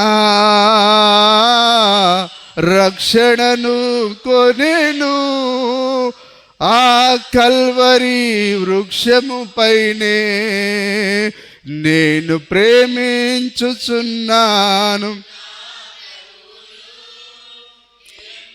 అవును, ఆ సమాధుల యొక్క దొడ్లో తిరుగుతున్న మనల్ని ఆయన తన కృప చేత బాగు చేశాడు ఆయన. హల్లెలూయా. ఇట్లాంటి గొప్ప భాగ్యం ఎవరికి వస్తుందండి? నీకు డబ్బులు ఉంటే ఎంత, లేకపోతే ఎంత, కానీ బయలుపాటు ముందు నీ ఆస్తులు నిలబడవు, నీ బిల్డింగ్లు నిలబడవు. ప్రత్యక్షతయే గొప్పది. హల్లెలూయా. ఈ భాగ్యం ఆయన ఎవరికి ఇవ్వలేదు, కానీ సోదరుల కృప చేత మనకిచ్చాడు ఆయన. ప్రభువుకు మనం రుణపడి ఉందామా? అక్షరాల మనం ఆయనకి ఎంతో రుణపడి ఉన్నాం. మనం ఆయనను ప్రేమించలేదు, కానీ ఆయనే మొదటిగా మనల్ని ప్రేమించాడు కాబట్టి ఆయన బయలుపాటిచ్చాడు. ఈరోజు వాక్యంలో ఉన్నది చేయాలంటే ఈరోజు పండితులే చేయలేకపోతున్నారు. కానీ సోదరుడా, నీవు నేను చేయడానికి దేవుడు అనుమతినిచ్చాడు, దేవుడు కృపనిచ్చాడు ఆయన. దేవుని నామానికి మహిమ కలుగును గాక. ఓకే, చదవండి సార్ అది. పురుషులారా ప్రేమించుడి. చూశారు, ఆయన ప్రేమించాడా? ఆయన తన భార్యను ప్రేమించాడు. ఆ యొక్క ఆదాము తన భార్య యొక్క తప్పును చూడలేదు, కానీ ఆమెను ప్రేమించాడు ఆయన. అందుకొరకు ఆయన తండ్రి చంపడానికి వచ్చినప్పుడు ఆయన నా భార్యను చంపే ముందు నన్ను చంపమన్నాడు. అందుకొరకు తన భార్య కొరకు ఆదాము మరణమయ్యాడు, క్రీస్తు మరణ నిమిత్తమైన పాపమయ్యాడు ఆయన. అందుకొరకే తన పోలికలో చేశాడంటే ఏంటిది పోలిక? ఆదాము తన భార్య కొరకు ఎట్లయితే చనిపోయాడో అలాగనే యేసుక్రీస్తు తన భార్య కొరకు చనిపోయాడు. కానీ ఈ లోకంలో ఉండే భ్రష్టులకు మన పోలిక చొప్పున చెయ్యుదము. ఎక్కడ ముగ్గురు ఉన్నారండి? అవును, నీకు ముగ్గురే ఉంటారండి. మన పోలికను అని చెప్పి తన పోలికలో చేశాడే, అది మాత్రం సోయి ఉండదు. హల్లెలూయా. అదే ఆదాము యొక్క దేవుని యొక్క పోలిక. దేవుని పోలికలో దేవుడు ఆయన హృదయంలో ఏమున్నది? తన భార్య కొరకు ఆయన ప్రాణం పెట్టాలని ఉన్నది. అలాగనే ఆయన వల్ల ఆయన ఆదామును అవ్వను చేశాడు. అది దేవుని యొక్క సొంత ఇమేజ్. అది హల్లెలూయా. ఆయన వల్ల ఆయన కుటుంబాన్ని నిర్మించాడు. ఇప్పుడు మనం కూడా ఇప్పుడు ఏం చేయాలి? ఆదాము తన భార్యను ప్రేమించినప్పుడు, మరి నా భార్య తప్పు చేసిందండి, అందుకే దానితో విసిరా దీనితో విసిరా, పిచ్చోడా, దయ్యం పట్టినోడు నువ్వు. ఏది కూడా ఏం చేయాలంటే రక్తం మరొకని ఓపిక పట్టాలి. మోసే ఎట్లయితే ప్రభువా వారు తప్పిదమే చేశారు, వారిని చంపాలంటే ముందు నన్ను చంపు. ఇప్పుడు మోసే ఎవరి ఇమేజ్? అది క్రీస్తు, రాబోయే క్రీస్తుగా ఆయన. హల్లెలూయా. మనమంతరం తండ్రి యొక్క ఉగ్రత చేత చావాలి మనం, కానీ తండ్రి యొక్క ఉగ్రత ఇప్పుడు ఆయన భరించాడు. తండ్రి వారిని చంపడానికి ముందు నన్ను చంపు అన్నాడు. ఇప్పుడు దేవుడు తన కోపాన్ని ఎవరిపైన చూపించాడు? తన కుమారుని పైన చూపించాడు. ఆయనను నలగొట్టుట యెహోవాకు ఇష్టమాయెను. హల్లెలూయా. అది సార్ దేవుని రూపం అంటే. దేవుని రూపం అంటే వీళ్ళకేమో తండ్రి, కుమారుడు, పరిశుద్ధాత్మ, ఒక్కడనేమో ముగ్గురిని చేశారు. సరే, వాళ్లకు బయలుపాటు రాలేదు కాబట్టి వాళ్ళకి ఎన్నైనా అనుకుంటారు. వాళ్ళు అనుకోలేదా? యోహానని, ఏలియా అని, ఇర్మియా అని. ఎందుకు? వాళ్ళని మనం తప్పు పెట్టడానికి లేదు, వారిపైన మనం జాలి పడాలని అన్నాడు ప్రవక్త. ఎందుకు? వారికి ప్రత్యక్షత లేదు, కానీ మనకు బయలుపాటు ఉన్నది, మనకు ప్రత్యక్షత ఉన్నది. హల్లెలూయా. మరి మీ భార్యను ప్రేమించుడి, అటువలే ప్రేమించి కళంకమైనను. పురుషుడు ఇప్పుడు ఏం చేయాలి? ఆ భార్య వాక్య ప్రకారంగా మారేదానికి ఓపిక పట్టాలి, సహించాలి. ఇప్పుడు మనం ఎన్ని తప్పులు చేస్తున్నాం? చేయట్లేము, అన్ని పాటిస్తున్నామా? అయినా కానీ ఆయన మన పట్ల సహించట్లేడా? కానీ నీ భార్య నీ గురించి ఏదన్నా తప్పుగా ప్రవర్తిస్తే వెంటనే ఫైర్ కాకూడదు. ఆమె వాక్య రూపంలోనికి వచ్చేంత వరకు ఓపిక పట్టాలి, సహించాలి. దేవుని నామానికి మహిమ కలుగును గాక. కళంకమైనను ముడతైనను లేక పరిశుద్ధమైనవి గాను నిర్దోషమైనవి గాను మహిమగల సంఘముగాను. హల్లెలూయా. వింటున్నారా? ఇప్పుడు మనం ఆయన రూపంలోనికి వచ్చేదానికి ఆయన ఎంతో ఓపికను పడుతున్నాడు. ఎంతో మన పట్ల ఓర్పును కలిగి ఉన్నాడు. మనం తప్పు చేసిన వెంటనే మనల్ని ఒకవేళ శిక్షిస్తే, ఒకవేళ మనల్ని చంపేది ఉంటే ఒక్కరే మనం బతుకుతాం? మన జీవితంలో ఎన్నో తప్పిదాలు, ఎన్నో పొరపాట్లు, సరైన విధానంలో మనం చేయలేకపోతున్నాం. అయినా కానీ దేవుడు మన పట్ల ఆయన ఓర్పును కలిగి ఉన్నాడు. ఎందుకు? మనం ఏదో ఒకరోజు ఆయన వాక్యంలో మారుతామని, ఏదో ఒకరోజు ఆయన సారూప్యాన్ని ధరిస్తామని. హల్లెలూయా. అదే పురుషుడి యొక్క స్థానమై ఉన్నది. పురుషుడు కూడా తన భార్య విషయంలో అలాగనే ఓర్పు కలిగి ఉండాలి. హల్లెలూయా. దేవుని నామానికి స్తుతి కలుగును గాక. ఓకే. నిలబెట్టుకునవలనని వాక్యముతో ఉదక స్నానము చేత దానిని పవిత్రపరిచి పరిశుద్ధపరచుటకై తన్ను తాను. ఇప్పుడు మనం కూడా ఏం చేయాలి? ప్రభువుకు అప్పగించుకోవాలి. హల్లెలూయా. అప్పగించుకోవడం అంటే నువ్వు నీ భార్య కొరకు ప్రార్థన చేయాలి, నిన్ను నువ్వు దేవునికి అప్పగించుకోవాలి. అప్పుడు ఆ యొక్క జైలర్ అధికారితో పౌలు గారు చెప్పినట్లుగా నీవు విశ్వాసం ఉంచుము, అప్పుడు నీవును నీ ఇంటి వారు రక్షింపబడుదురు అన్నాడు ఆయన. కాబట్టి ముందు నువ్వు విశ్వాసం కలిగి ఉంటే నీ కుటుంబం ఖచ్చితంగా రక్షింపబడుతుంది. దేవుని నామానికి స్తుతి కలుగును గాక. సరే, ఒక మాట చదివి నేను ముగిస్తాను. 2 కొరింథీ పత్రిక 1వ అధ్యాయం 20వ వచనం చదువుదాం. 2 కొరింథీ పత్రిక 1వ అధ్యాయము 20వ వచనం. దేవుని వాగ్దానములు ఎన్నైనను. హల్లెలూయా. వాగ్దానం అంటే ఏంటిది? ప్రతి మాట వాగ్దానమే. నిజమేనా? వాగ్దానములు అంటే అపోస్తల కార్యము వాగ్దానమే. ఏదో చిలక పంచాంగం లాగా డిసెంబర్ 31కి ఇదిగో దేవుడు నిన్ను దీవించబోతున్నాడని ఒక్క వాక్యం తీసి చిలక పంచాంగం చెప్పేది కాదండి. వాగ్దానములు అనగా అపోస్తల కార్యములన్నీ విశ్వాసుల యొక్క వాగ్దానములు అవి. రోమా పత్రిక వాగ్దానములు, కొరింథీ పత్రిక వాగ్దానములు. అందుకొరకు ఇక్కడ పౌలు గారు రాస్తున్నాడు, వింటున్నారు అందరు జాగ్రత్తగా గ్రహిస్తున్నారా? దేవుని వాగ్దానములు ఎన్నైనను, ఎన్ని అంటే అపోస్తల కార్యములు, రోమా పత్రిక, ఇక అవి ఎన్ని అధ్యాయాలైనా, ఎన్ని పత్రికలైనా, ఎన్ని అక్షరాలైనా, ఎన్ని పొల్లులైనా, హల్లెలూయా, దేవుని వాగ్దానములు ఎన్నైనను నిజమేనా? అన్నీ క్రీస్తునందు అవునన్నట్టుగానే ఉన్నవి. ప్రతి వాక్యం అది నిజమైనది, ప్రతి వాక్యం రుజువుపరచబడినది. హల్లెలూయా. కాబట్టి ఇప్పుడు మనము ఎందుకొరకు ఉన్నాం ఇక్కడ? ప్రతి మాటకు మనం ఆమేనని చెప్పేదానికి. ప్రతి మాట అది అవును ప్రభువా. హల్లెలూయా. విశ్వాసి సమయానికి ముందుగా రావాలి. అప్పుడు విశ్వాసి ఏం చెప్తాడు? అవును ప్రభువా, నేను దాన్ని చేస్తానని అనాలి. రెగ్యులర్గా రావాలని దేవుని వాక్యం చెప్పింది. దేవుని వాగ్దానములు ఎన్నున్నా అవన్నీ అవును అనేదానికే, ఏది కూడా పక్కన పెట్టేదానికి లేదు. అపోస్తల కార్యం పక్కన పెట్టేదానికి కాదు, రోమా పత్రిక పక్కన పెట్టేదానికి కాదు. అందుకని ఇక్కడ అంటున్నాడు, దేవుని వాగ్దానములు ఎన్నైనను అన్నీ క్రీస్తునందు అవునన్నట్టుగానే ఉన్నవి. ఇప్పుడు ఈ ప్రతి పత్రిక ఎక్కడి నుంచి వచ్చింది? క్రీస్తులో నుండి వచ్చింది. క్రీస్తు అనగా అదే పరిశుద్ధాత్మ. పరిశుద్ధాత్మ ద్వారా ఇవ్వబడింది. ఈ వర్తమానం ఎట్లా ఇవ్వబడింది చెప్పండి? నిజమేనా? ఇది పరిశుద్ధాత్మ ద్వారా ఇవ్వబడింది. దేవుని వాగ్దానములు ఎన్నైనను అన్నీ క్రీస్తునందు అవునన్నట్టుగానే ఉన్నవి. చదవండి. గనుక మన ద్వారా దేవునికి మహిమ కలుగుటకై. హల్లెలూయా. ఇప్పుడు వీటన్నిటిని ఆయన మరి ఎవరి ద్వారా రుజువుపరచాలనుకుంటున్నాడు? ఇక్కడ రాయబడి ఉన్నదా? గనుక మన ద్వారా.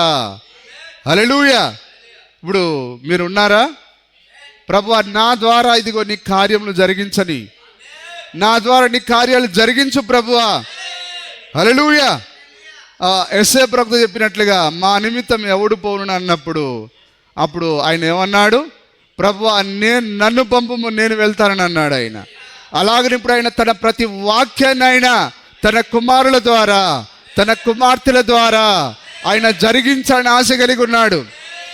దేవుని నామానికి మహిమ కలుగును గాక. గనుక మన ద్వారా దేవునికి మహిమ కలుగుటకై. ఎప్పుడు దేవునికి మహిమ వచ్చేది? మన ద్వారా వాక్యం అది జరిగినప్పుడు. నీవు ఎప్పుడైతే వాక్యాన్ని చేస్తావో దేవుడు సంతోషపడతాడు. ఎప్పుడైతే సోదరుడు నీ వాక్యానికి సరెండర్ అవుతావో అప్పుడు దేవుడు సంతోషపడతాడు. దీన్ని నువ్వు ఎంతకాలం సంఖలో పెట్టుకున్నా, ఎంతకాలం ఇంట్లో పెట్టుకున్నా దాన్ని బట్టి దేవుడు సంతోషపడు. నీ ద్వారా అది శరీరం అవ్వాలి, నీ ద్వారా అది క్రియారూపం దాల్చాలి. అందుకొరకే ఈరోజు వారి యొక్క సంఖలో బైబిల్ ఉన్నది కానీ వారి ద్వారా బైబిల్ పనిచేయట్లేదు. అందుకొరకే వారు బైబిల్ చదువుతారు, ఏ స్త్రీ పురుష వేషం ధరించకూడదని చదువుతారు కానీ ఆ వాక్యాన్ని వారు నమ్మరు. బైబిల్గానే ఉంటుంది, వారుగానే ఉంటారు. కానీ ఇప్పుడు బైబిల్ ఏం కావాలి? మన ద్వారా అది శరీరం దాల్చాలి. హల్లెలూయా. ఇప్పుడు ప్రతి వాక్యము అది అవునని చెప్పేది ఎవరు? ముందుగా నిర్ణయించబడిన వారు.